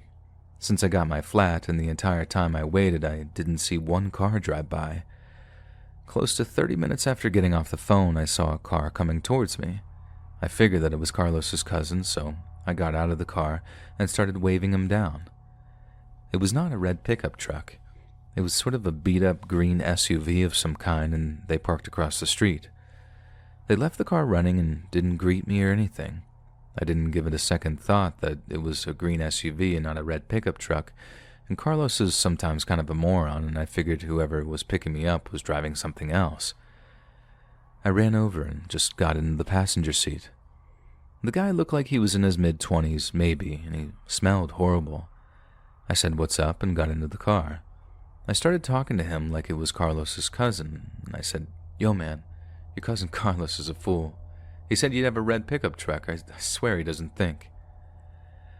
I continued for several minutes as he went on down the road, and this person just kind of nodded to whatever I was saying. After a couple of minutes, I looked out the window and noticed that we were going in the opposite direction. We were going in the direction that I came from. And in a confused voice, I asked him, "Isn't Carlos's farm that way?" The man finally turned to me and said, "I don't know who Carlos is." And he starts laughing. I look at my phone to call Carlos and notice that I had several texts from him and a number that I didn't have saved on my phone. The number said, "Yo, it's Rico, Carlos's cousin, where you at?" Then I had messages from Carlos that said almost the same thing. That's when I realized what was going on. I looked over and noticed that we were going super fast, and I did the one thing that I could think of, and that was jumping out of a moving SUV. I tried to tuck and roll, but it hurt so bad and I couldn't move my arm after hitting the ground. And without thinking of the pain, I started to run back in the direction we came from. I saw the brake lights from the SUV and saw the vehicle turning back around in my direction. I called his cousin, and thankfully within seconds I see his lights were on the horizon. I flagged him down, jumped into his truck. The SUV saw me get into the truck and he just peeled off down the road. And unfortunately, I was never able to see any other details about his car. I made the most mature decision of my life, and instead of going to that party, I called my parents, who picked me up and took me to the hospital. I had broken my arm from jumping out of that car, and the doctor said I was lucky to have only done that. My parents were upset with me, but happy that I was okay and not more hurt than I already was. I was grounded, of course, but being grounded was much better than being dead, I thought, and I used this incident to try and get my life in order, and it did work. I've had some hiccups, but ultimately I made changes after that night for the better. So many things could have happened that night that it could have seriously ruined my life, but instead, things sort of worked out in the end. We reported the SUV, but nothing ever happened, and as far as I know, that creep wasn't caught. I'm just happy that I'm here to tell this story.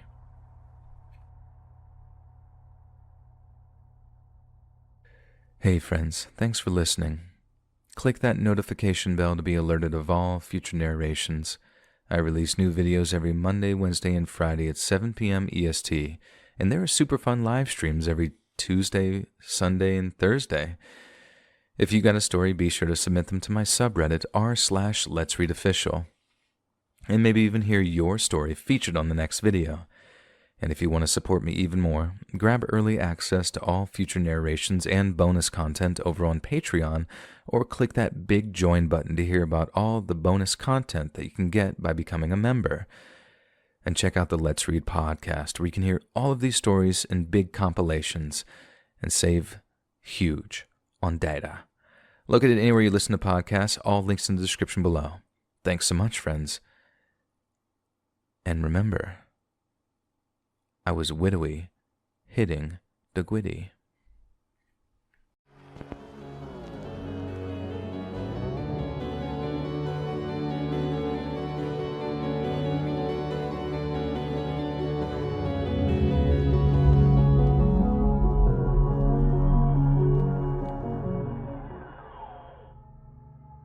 So this, ladies and gentlemen, is how I ended up carrying a taser around with me in my purse.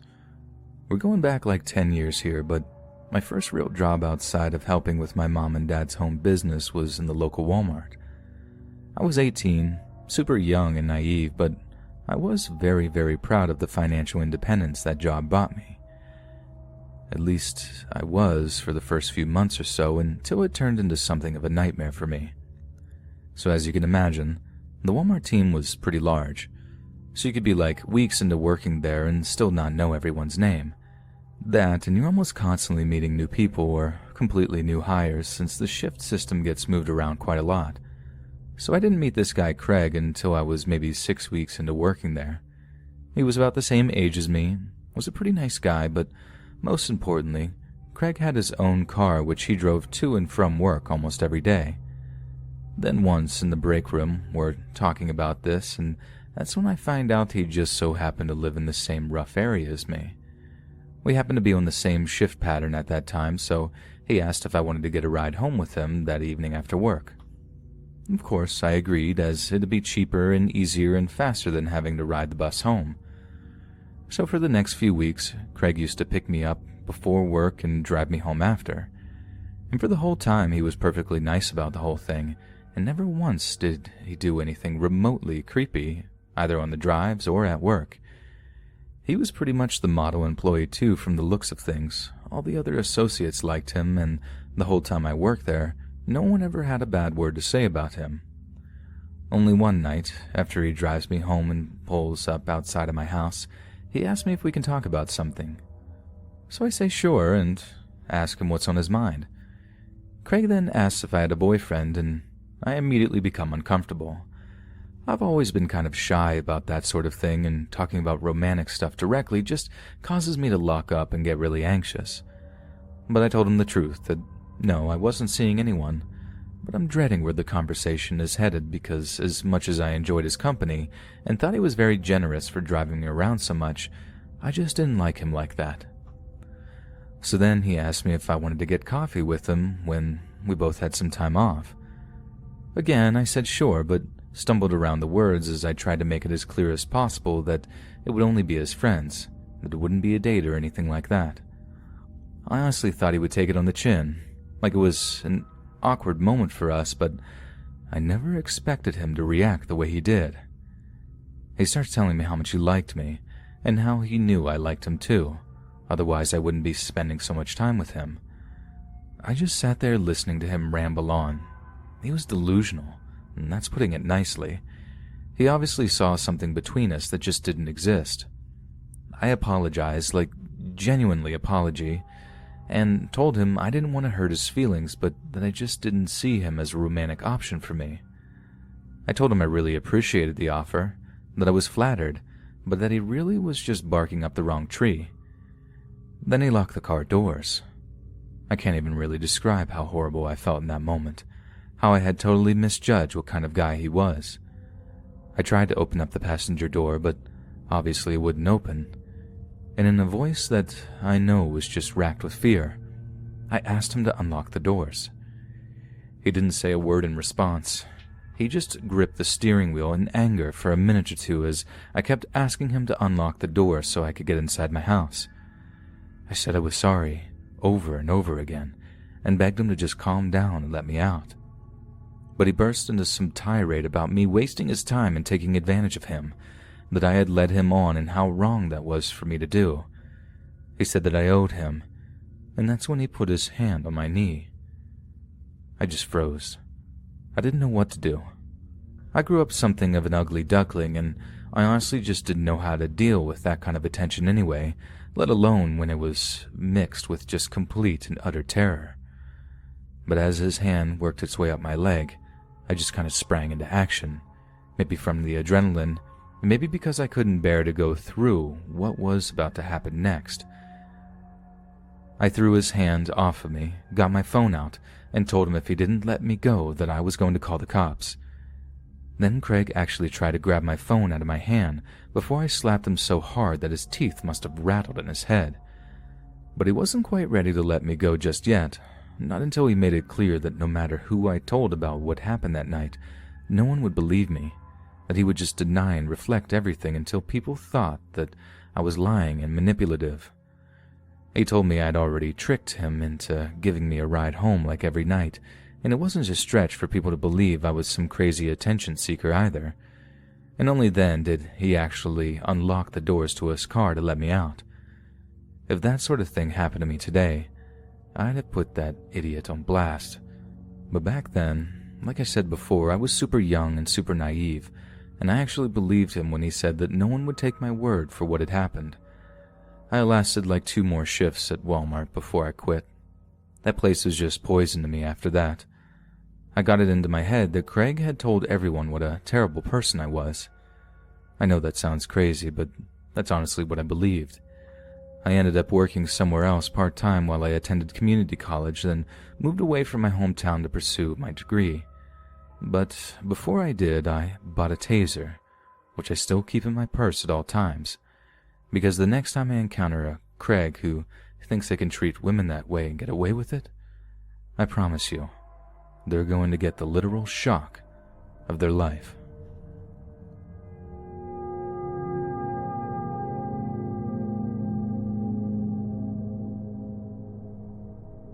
I live with my family here in Spokane, Washington. One Friday after school, my dad picks me and my little brother up and tells me we have to head over to the Sprague Walmart to pick up a few odds and ends for the following week. I was excited to just get home so I could start my weekend already, but I didn't mind going over to Walmart with him, since I figured I could puppy dog eyes him into buying a few extra sweet treats for me to enjoy. That and the alternative was to walk home, and since it looked like it was going to rain, I know I'd chosen the better option. So we wander around Walmart for a little while, talking about how school is going and what our family plans were for the weekend. I get Dad to agree to drive me over to a friend's house the next morning in exchange for a promise that I'll get all my homework done that evening. A small price to pay, since there's no way I'd be able to get over there on my own since she lives on the other side of town. So we get checked out, wheel the stuff out to the car, load up into the trunk, and then get ready to leave. But while we're driving out of the parking lot, a woman just sort of appears from nowhere and stands in front of my dad's car. She's wearing a red and black snapback with red hair falling out from under it, and a t-shirt that says love on it, with the O stylized as a heart. Her clothes aren't dirty or anything, but she looks seriously methed out. What few teeth were still in her mouth were all yellow and rotten, and her eyes were just faded, like there was just nothing behind them. No thought or reason whatsoever. Then she just starts saying, "This is my car," pointing down at the hood like, "How did you get in my car?" At first, my dad is fairly polite with her, but I can tell he's in no mood for messing around. He's all like, "Nah, lady, this ain't your car." And, "Sorry, this must be a mistake. Can you please move out of the street? Thank you." And I can tell from the tone of his voice that he's about to get real mad with this lady real fast. But she won't move. She just stands there blocking our car and says, "This is my car," over and over again. That's when my dad turns to me in the back seat and asks if my phone has battery. I tell him yeah, and he tells me to start recording what's happening in case we need evidence to show the cops. My dad seems to give the lady one last chance to get out of the way, and just loses his temper completely and starts barking at her like, "Get out of the way!" The meth head in front of our car then starts acting like she's the victim in the situation, saying stuff like, "I just want to talk. I don't want violence, but I need to know how you got my car." Dad starts screaming at her again to get out of the way, and eventually she does, and we drive along thinking the whole thing is over, and she was just some crazy drugged-out meth head with delusions. But the situation doesn't end there. We get to a set of traffic lights further on down the road, and someone else then steps in front of the car. This time it's a guy wearing a dark jacket with short hair and a mustache, like each of those scumbags look like they could have been paid extras on Breaking Bad, and he's putting on a similar act to the methed-up lady who managed to catch up by this point. He's all like, "Can you get out? This is my car." And it's about that time I realized this was just a straight-up attempt to carjack us. He wasn't like, "Hey, this is my friend's car," and nothing like that. This was obviously some messed-up plan that they put together to coerce some naive stranger out of their car so they could just steal it. The guy in front then puts his hand in the inside of his jacket, like he's about to get a gun out or something, but still remains all calm, like, "Just talk to me, dude. This is my car. How did you get my car?" Dad turns to my brother Max and tells him to call 911. Max is shaking like a leaf, and he does as he's told, getting his phone out and dialing 911 while my dad is still telling this guy in front of us to get out of the way. But it's not just me and Max that are scared at this point. I can hear it in my dad's voice too, and that really got to me. My dad is tough. Like, to me, he's the strongest man in the world, and up until that point, I'd never heard his voice go like that. It's something I don't think I'll ever forget.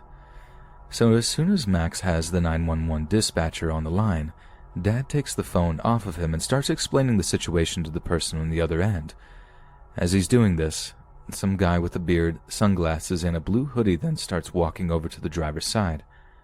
Dad tells Max to lock his door, but because he's on the phone and slightly panicking by this point, he forgets to lock his own side. So this blue hoodie guy actually managed to open Dad's door all calm and asks, "What are you doing?" "This is her car," while he points over at the meth head lady. Dad then replies all polite, "This is not her car," then tries to shut the door again. The guy flips, trying and flailing to pry open the door again before Dad shuts it, screaming to get out of the car, while kicking the driver's side door. If they had just came up to try to carjack us, that would have been bad enough. But the mind games they were trying to play with us, that was what was really scary. Like they expect us to just be like, "Oh, I'm sorry, I didn't realize this was a car that some meth head could afford. We'll just get out and be on our way."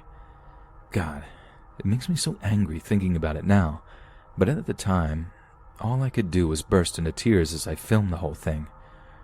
Right then, some other meth head appears at the passenger's side where Max was sitting and starts banging on his side of the door too. Dad starts trying to drive around the gang that was now surrounding us, and the dark jacket guy then jumps on the hood of the car, while another starts smashing a bicycle into the passenger door. Dad then seizes the opportunity and drives off down the avenue, with one of the meth heads still lying on the hood. He's driving fairly slowly, talking to the 911 dispatcher the whole time, careful not to drive too fast in case the guy on the hood falls off and we accidentally run him over.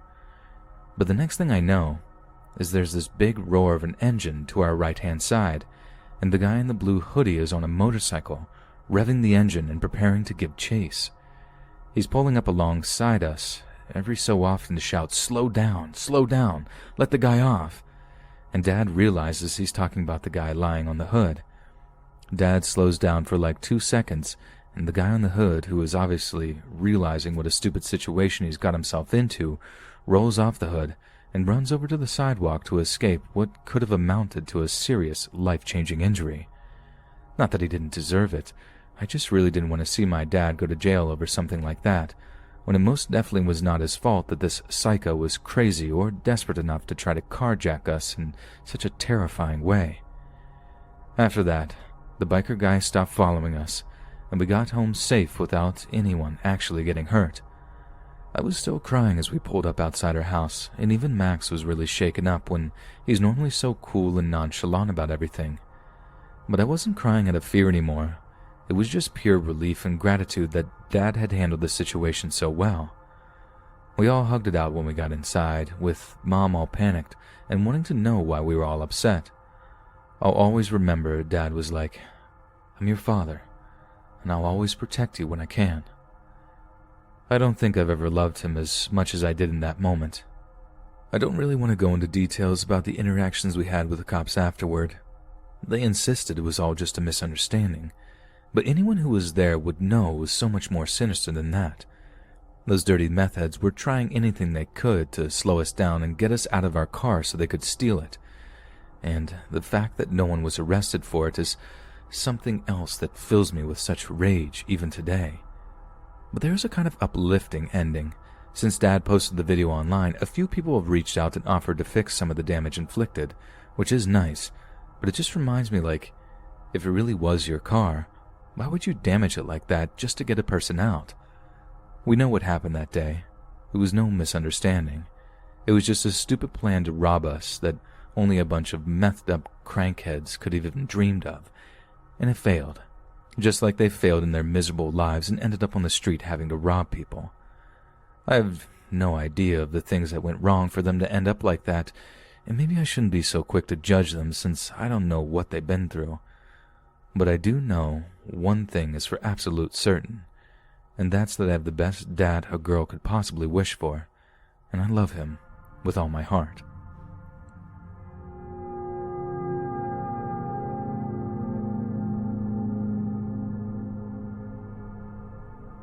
I work at a Walmart here in Duncan, Oklahoma.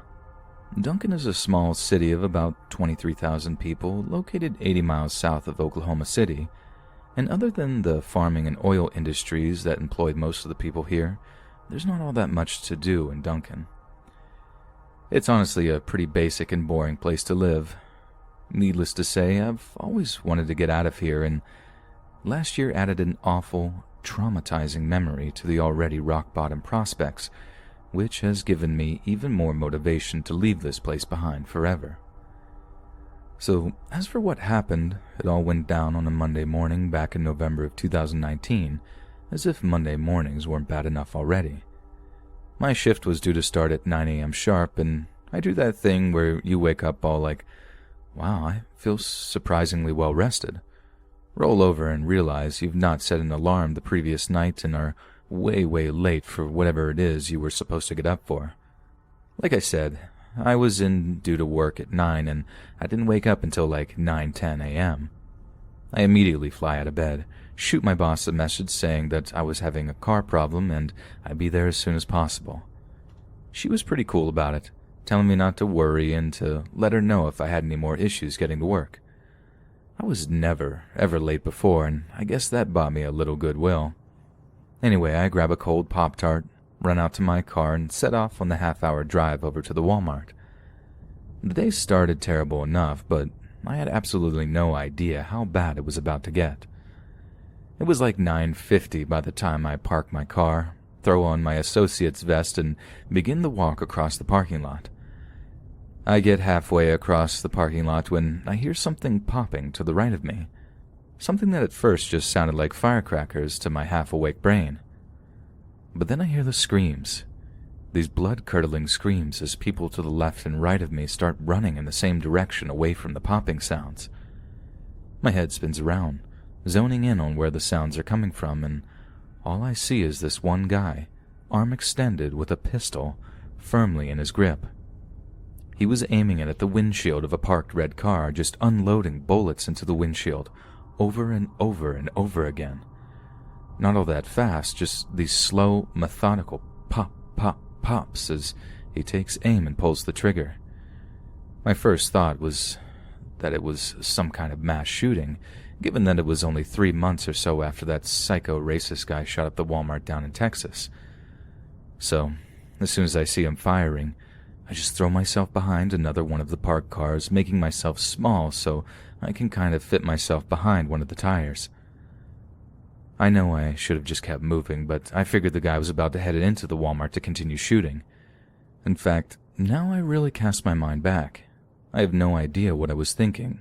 I'd never been that scared in my entire life, like I don't even think I could put that kind of terror into words. My mind is just all over the place. I can hear my heart thumping in my chest. I mean, the adrenaline hit was like nothing I'd ever felt before.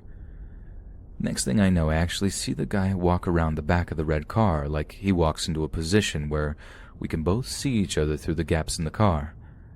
I couldn't move, like I wanted to run, but I just locked up. Sat there with my knees in my chest, just waiting for him to look up and lock eyes with me. I thought I was a dead man. I thought he was going to look up, see me, and just open up with that pistol. But he doesn't. He doesn't even look at me, and I watch as he just sort of stands there for a moment, looking down at the ground and shaking his head like he's thinking, what have I done?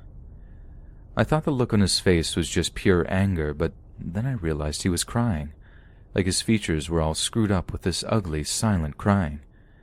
Seeing someone in that kind of emotional wreck with a gun in their hand, dude, there's nothing I can imagine that's more terrifying than that. But why he had chosen to take it all out on the public in such a violent way, I had absolutely no idea, no inkling whatsoever. He didn't shout anything, he was just wearing civilian clothes, and they only fired a few shots before he stopped and just kind of broke down at the rear of the red car. I hope those were the only bullets that he would fire that day, and that he just surrendered to the cops, whose sirens I could hear getting louder and louder as they got closer. But he wasn't done shooting at that point. He had just one more bullet to fire, and I watched, frozen in place as he stuck the barrel under his jaw and one fluid motion pulled the trigger. Pink mist sprayed out of the top of his head as his knees buckled out from under him and he crashed to the tarmac in a crumpled heap. And the blood. Dear God, the amount of blood that just started pumping, and I mean pumping out of his head in these thick, big spurts. I puked up that cold Pop-Tart between my legs immediately. I just sat there, vomit between my legs, until the cops showed up and asked me if I'd been shot. I told them no. Not with words, by the way, just with these pathetic shake of my head as they got me up and walked me over to a cruiser to take a statement. It took me a while to be able to speak, and they just asked me yes, no questions until I could actually get words out to tell them what I'd actually seen in detail. After that, they drove me back home, and I took like a week off to recover. I just couldn't face going back there so soon after what I'd seen, and management were okay with that once they were aware of what I'd been witness to. The craziest thing, though, is that the Walmart didn't even close. I heard there were school shutdowns in the area, as is the usual protocol when there's a shooting like that, but after the shooting had stopped, people just sort of went about their business. Like by the time I was driven home by the cops, other than the police tape and the heavy law enforcement presence, you'd think nothing had happened there at all. It was just surreal to see, especially since, like I said before, it had only been like a few months since the mass shooting down in El Paso. It was all over the news that afternoon, but it was only the following morning that the details surrounding the motive and the people involved came out. The victims' names were Rebecca Varela and her boyfriend Aubrey Perkins. The pair had been apparently dating, with Rebecca being a Duncan native while her boyfriend was from another city not too far away. They'd gone to the Walmart that morning to pick up a few things before spending the day together, and as far as I can tell, they were madly in love. But it was not the wholesome little romance you might expect, because, as it turns out, Rebecca was still married to a guy named Wibliadu Varela Jr., and as it seems, Wibliadu didn't share his wife's feelings that their marriage was over and that they could date other people. Because apparently he followed them to the Walmart that morning, waited until they left the store and gotten back into their car, then walked up and executed them both as they sat in the front seat. He was also apparently unwilling to face the consequences of his actions, which is what led himself to end his own life in front of me that morning, in a way that I don't think I'll ever really get out of my head. The one thing that always kind of plays out in my mind, though, is how if I'd actually set that alarm on Sunday evening, I wouldn't be in this situation. Like, yeah, I'd have been in work and heard about the shooting and been all scared thinking he was going to walk inside and start unloading onto the people inside, but I'd never have seen him shoot his wife and her boyfriend, and I'd never have seen him end his own life in such a horrendously violent way. That's the scariest thing to me, like more messed up than all the blood or the gunshots or the look on the guy's face before he pulled the trigger on himself. How one little mistake can just change a person's life forever. One little screw-up, like not setting an alarm, can mean they witness things, or have things happen to them that mean they have nightmares for months, therapy for nearly a year after the event, things that reverberate through their lives, maybe even for the rest of their days. Life is weird like that, I suppose. All this stuff that's just around the corner, dependent on the most seemingly insignificant little actions. Take a moment to consider that. You have no idea what's going to happen tomorrow or even in the next hour. What follows could be the best day ever, or just as easily, one of the worst days of your entire life.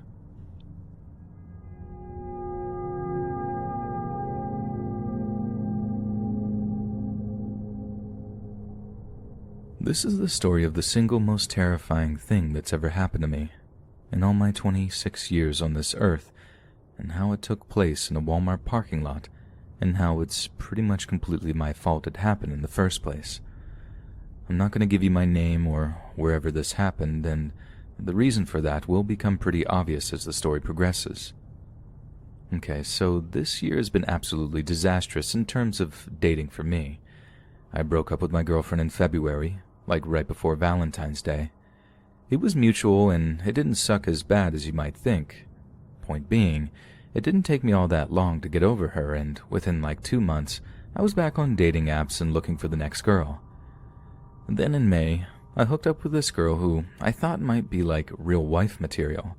She seemed absolutely perfect for me in every way, and she absolutely bowled me over with date after date, Like the second time we went out to a local park for a picnic I'd put together for us, she brought me a rose.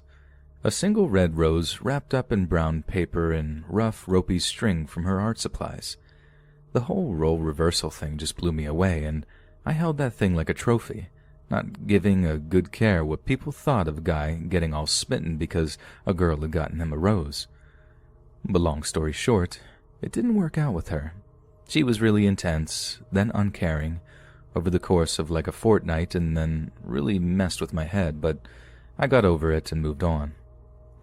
Only almost the exact same thing happened time and time again over the following months, and the more it happened, the harder I took it.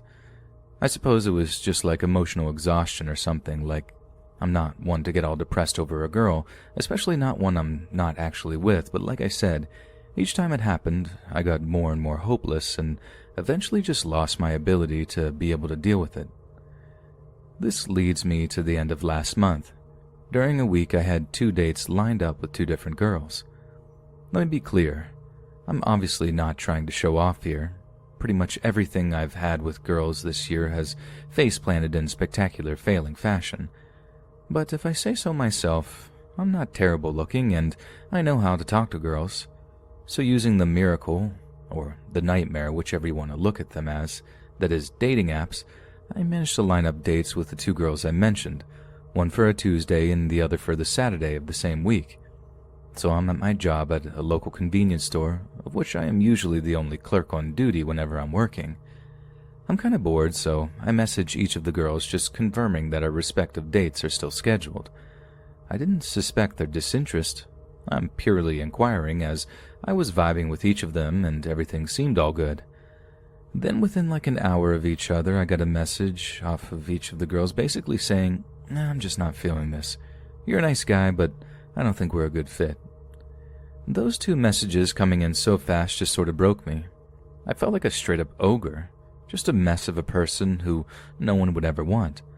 Like I went on dates with like 7 different girls over the course of about 3.5 months, and not a single one was into me. So I just snapped. I'm not in the least bit proud of this, and I totally acknowledge that this is no way to deal with rejection, but I can't change the fact that this is what I did. In full view of the CCTV camera the store had, I just walked out from behind the register and over to the wine chiller, took out a random bottle, unscrewed the cap, and drank as much as I could before I felt like puking up, which turned out to be a lot. I held it down though. I mean, I had to if I wanted to get out of my head, right? Then, still coughing and spluttering from filling my stomach with cheap, terrible wine, I walk over to the liquor shelf and I'm basically just like, "Mine," with a bottle of Wild Turkey. I don't even like Wild Turkey, but that's just how terrible I felt. Any booze would do the job. Taste wasn't important. After that, while I was basically in some fugue state of almost nervous breakdown, I left the store at like 1 in the afternoon, bottle of turkey in hand, walked off into the afternoon sun to drink myself into oblivion.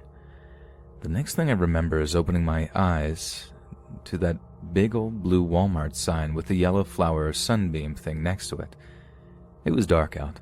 I had no idea what time it was, and I had no idea how I'd gotten there. It takes me a minute or 2 to work out that I'm lying face down in the darkness outside another commercial lot that's all closed up, while the Walmart is obviously open 24 hours. My head is spinning, there's puke all over the ground in front of me, and I remember feeling hungry, like really, really hungry. My ears are ringing. I'm pretty sure my nose was blocked with puke or blood or something, and last but not least, I can feel the breeze on my bare butt. For some reason, I'd seen it fit to either pull my pants down or take them off altogether. I couldn't remember which, or at least that's how I thought things had gone down, until I felt this tugging feeling near my knees. I crane my neck to look behind me, and I see that there is an actual drug addict / alcoholic looking dude back there tugging my pants down while he's kneeling over my legs with his wiener out, getting ready to, well, you can guess what. I don't need to say it. And I'm sorry if there wasn't any kind of trigger warning on this, just writing the R word is just a bridge too far for me right now. So that's how I ended up fighting a homeless guy who was about to essentially have his way with me, rolling around the parking lot of a Walmart at like 2 in the morning with my pants down. I don't want to get into too much detail because I don't think I could honestly say what little I remember from the time without this post getting removed or whatever, but it was a horror movie. A pure horror movie. Like I was fighting for my life, and I mean that with every fiber of my being. I fought like an animal because I've never known a feat like that could even exist. Like I don't mean to sound melodramatic, but that would have been a fate worse than death for me. Death is nothingness in my mind, but if what he wanted to do with me had actually gone down, I'd actually have to live with it for the rest of my life, or rather, what little life I could bear to live with after something like that. Anyways, it took me a while of struggling, biting, throwing elbows and knees, but I left that guy on the concrete in a terrible, terrible state. Yet, I'm sure you agree that it's exactly what he deserved. That's what everyone who tries to do something like that deserves, and that's truly what I believe. I don't know if he died from that beating I gave him once I managed to get the upper hand. I certainly didn't see anything about it in the news the next few days, no mention of a body or anything like that. The fact of the matter is, I'll never really know what happened to that homeless guy, only that I managed to escape something well and truly horrific. I should make it clear, too, that this is something I've never told my family or even my closest friends. I've thought about talking about it with them, a lot actually, but I just don't quite know how to start that kind of conversation. Same reason I've never sought actual professional therapy about it. I just can't see myself sitting down with something and actually discussing it. It all just seems so much easier to write this out on the internet, purely anonymous. Just getting it off my chest is giving me some degree of closure. I'm not proud of stealing from my workplace, which I was obviously fired for. I'm not proud of beating that guy half to death, and I don't think it makes me sound like some kind of hardcore, cool guy, and I certainly didn't feel like one at the time. I was scared to death. If anything, this should serve as a warning to people to deal with their problems in a way that isn't so destructive, and especially not to use drugs or alcohol as a way of self-medicating, because that stuff only ever has the capacity to make a situation infinitely worse.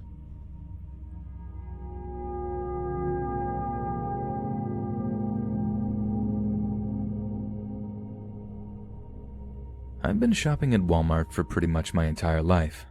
Like even when I was a kid, I'd go along with my single mom on trips down to the supercenter like once or twice a week.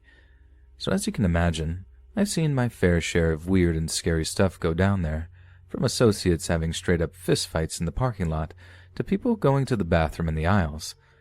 But one single incident stands head and shoulders above the rest for me as the most terrifying thing that ever happened to me at a Walmart. Like my mom before me, I too became a mother at quite a young age. It started as a stupid mistake at a college party where a broken condom turned into me having to consider terminating, but I decided to keep the baby, and it was the best decision I'd ever made. With my mom's childcare and financial help, I could still continue my studies, and now I have a wonderful young son that I consider an absolute blessing. If I could go back and live my whole life again, I wouldn't change a single thing. Then, in 2016, something happened that rocked the small town I live in. A kid went missing from their elementary school. Teachers saw the kid leaving hand in hand with a woman they recognized as not being the child's mother, but didn't report it, assuming the woman was a nanny or something. Missing posters went up all over town. Vigils were held. The mom made a tearful appearance on TV begging for anyone with information regarding her kid's whereabouts to please come forward, but no one did.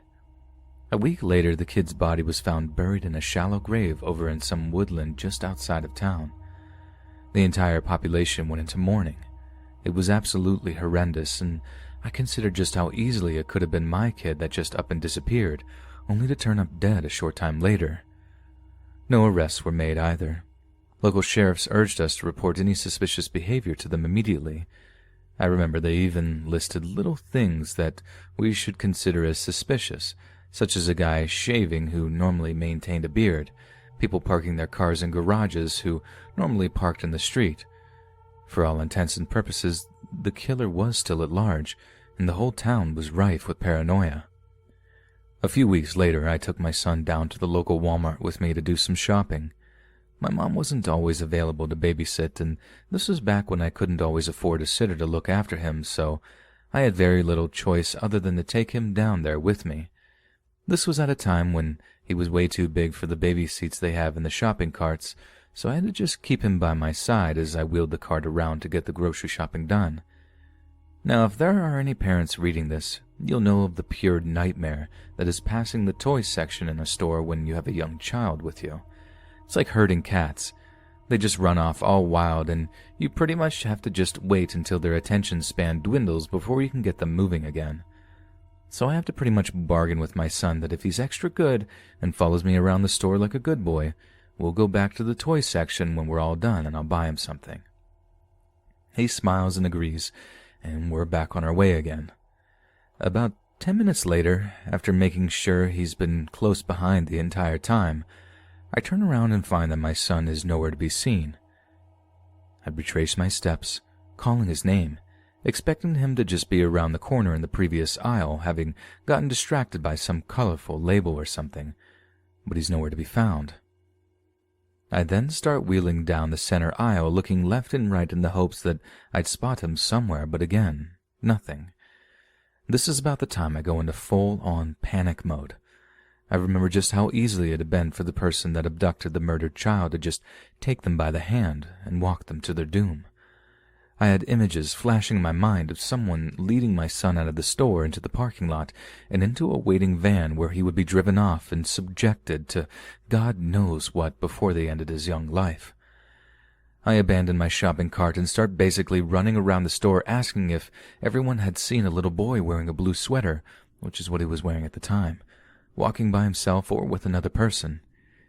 Each of them says no, but each also knew why I was asking, and given the recent events that were now haunting the town, the look of panic and fear in their eyes when I asked them if they'd seen my son, well, that was enough to have me almost hysterical with panic. I was in floods of tears by the time I made it over to customer services. I could barely calm myself down to tell them what the situation was, realizing that my inability to properly communicate what the problem was only meant that more valuable time was being wasted when I needed my son found alive and well as quickly as possible.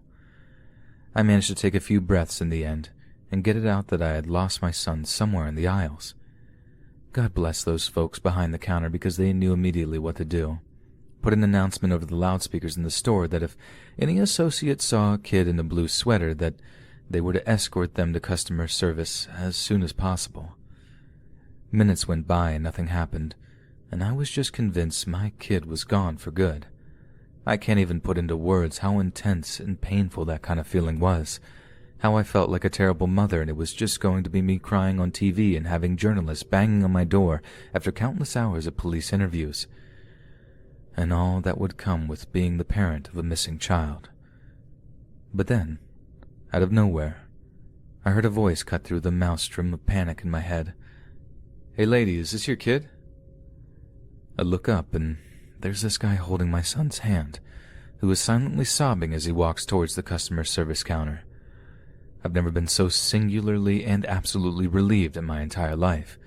Like I felt it wash over me in waves, and I rushed over to my son and took him up in my arms. And we cried together for a few minutes, and I was too happy to even get mad at him for wandering off, which is apparently what he'd done. Wandered off to go looking for the toy section since he was bored, which also happened to be the one place I'd failed to look in my abject panic. Then he'd panicked when he'd gone to try and find me again and gotten lost near the auto parts since we basically never went near that end of the store.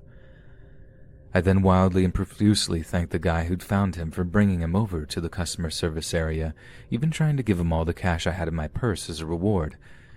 Naturally, he refused to take it, saying it was the least he could do, given the recent incident, tragic events that had touched everyone in the worst way possible. I was just a wreck by that point, apologizing to pretty much everyone for making such a scene and being a bad mom. But the workers there were just amazing, even asking if the abandoned cart near the frozen food section was mine, and if I wanted them to bag all the groceries up before helping me take them to my car. I honestly don't know what I would have done without their kindness that day, and I cannot thank them enough for taking care of us. But yeah, that was without a doubt the scariest thing I've ever experienced in a Walmart, and probably in my entire life, too. Just typing it all out is giving me the jitters just remembering what an absolutely terrifying experience it was, thinking I'd lost my son like that, especially given that there was an actual child predator on the loose at that time. I'm sorry if this got so long or rambly at points. I'm honestly not much of a writer, I don't think. Just please, if you take away anything at all from this, it's that I'm begging you. Keep an eye on your kids at all times. There are some truly evil people out there in the world.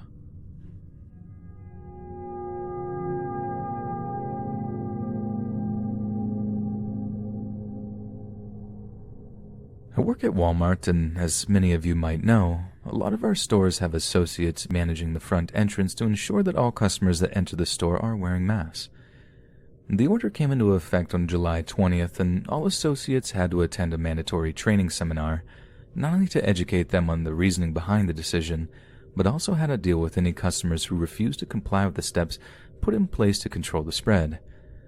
Management also understood that since there was a lot of pushback with regards to mask wearing, it would be a high-pressure role, so a system was put in place whereby each shift would have a different associate working with the usual greeter, whose job was to enforce the new regulation.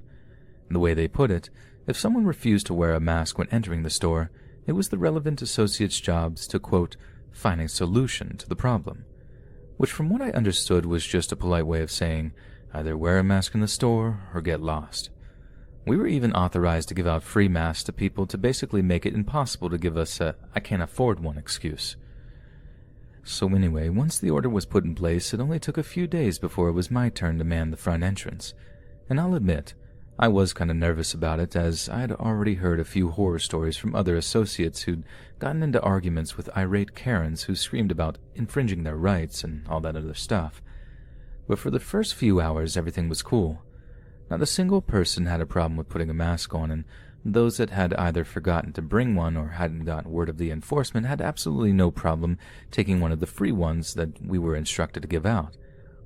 Then, just as I thought the whole thing was going to be much easier than first anticipated, I see this woman pushing a cart towards the front entrance who I could just tell was going to be a problem. If there's one thing working with the public had gotten me attuned to, it's that some people just give off a whole bunch of bad energy, and this woman was one of them. So, as you can guess, when I stop her and politely tell her that she needs to wear a mask to shop in our Walmart, she starts pushing back. After a few minutes of back and forth, with her getting increasingly confrontational and combative, she tried to straight up barge past me with her shopping cart, so unfortunately I had to call security to get her to leave. But before she does, she looks me dead in the eye and says, "You're gonna be sorry for this, young man. You just wait and see." I figured she was going to attempt to make a complaint to corporate, and totally did not expect what happened next. Because not long after the Karen leaves, this other dude comes marching up to the front entrance, only this guy is actually wearing a face covering. I didn't figure he was going to be a problem until it became obvious that he wasn't wearing a mask to stop the spread. He was wearing a mask because he didn't want to be identified when he pulled a knife out of his back pocket and put it right up to my throat. He starts growling all this stuff, how, "You think it's okay to treat women like that, huh?" And how, "Punks like you need to learn respect." Turns out it was Karen's husband, who she'd evidently unleashed on me because I disrespected her or whatever. Dude, feeling the cold metal of that blade against my throat, I can't even tell you how scary that was for me. Everything just kind of slowed down while I waited for him to take it away. I mean, I didn't really think he was going to do anything. There were so many witnesses around and stuff, but Jesus, there is still that chance that he was crazy enough to actually do it, you know? He left long before the cops arrived to take statements, and as far as I know, they never found the guy to arrest him. This whole pandemic thing has been hard on all the associates. I mean, it's been tough on everyone, but I feel like for some people it's driving them to the absolute breaking point. I'm just thankful that guy didn't have it in him to actually do anything, or I might not be around to be writing this right now. Be good to each other, people. Times are hard enough without us all getting all crazy on each other. Hey friends, thanks for listening. Click that notification bell to be alerted of all future narrations. If you got a story, be sure to submit them to my subreddit, r/Let'sReadOfficial, and give and receive feedback from the community, and maybe even hear your story featured on the next video. And join my Discord to interact with me and other listeners directly. And if you want to support me even more, grab early access to all future narrations for just $1 a month on Patreon, and maybe even pick up some Let's Read merch on Spreadshirt. And check out the Let's Read podcast, where you can hear all these stories in long compilation form and save huge on data, located anywhere you listen to podcasts. Links in the bio. Thanks so much, friends. And remember, always sop it up with a biscuit.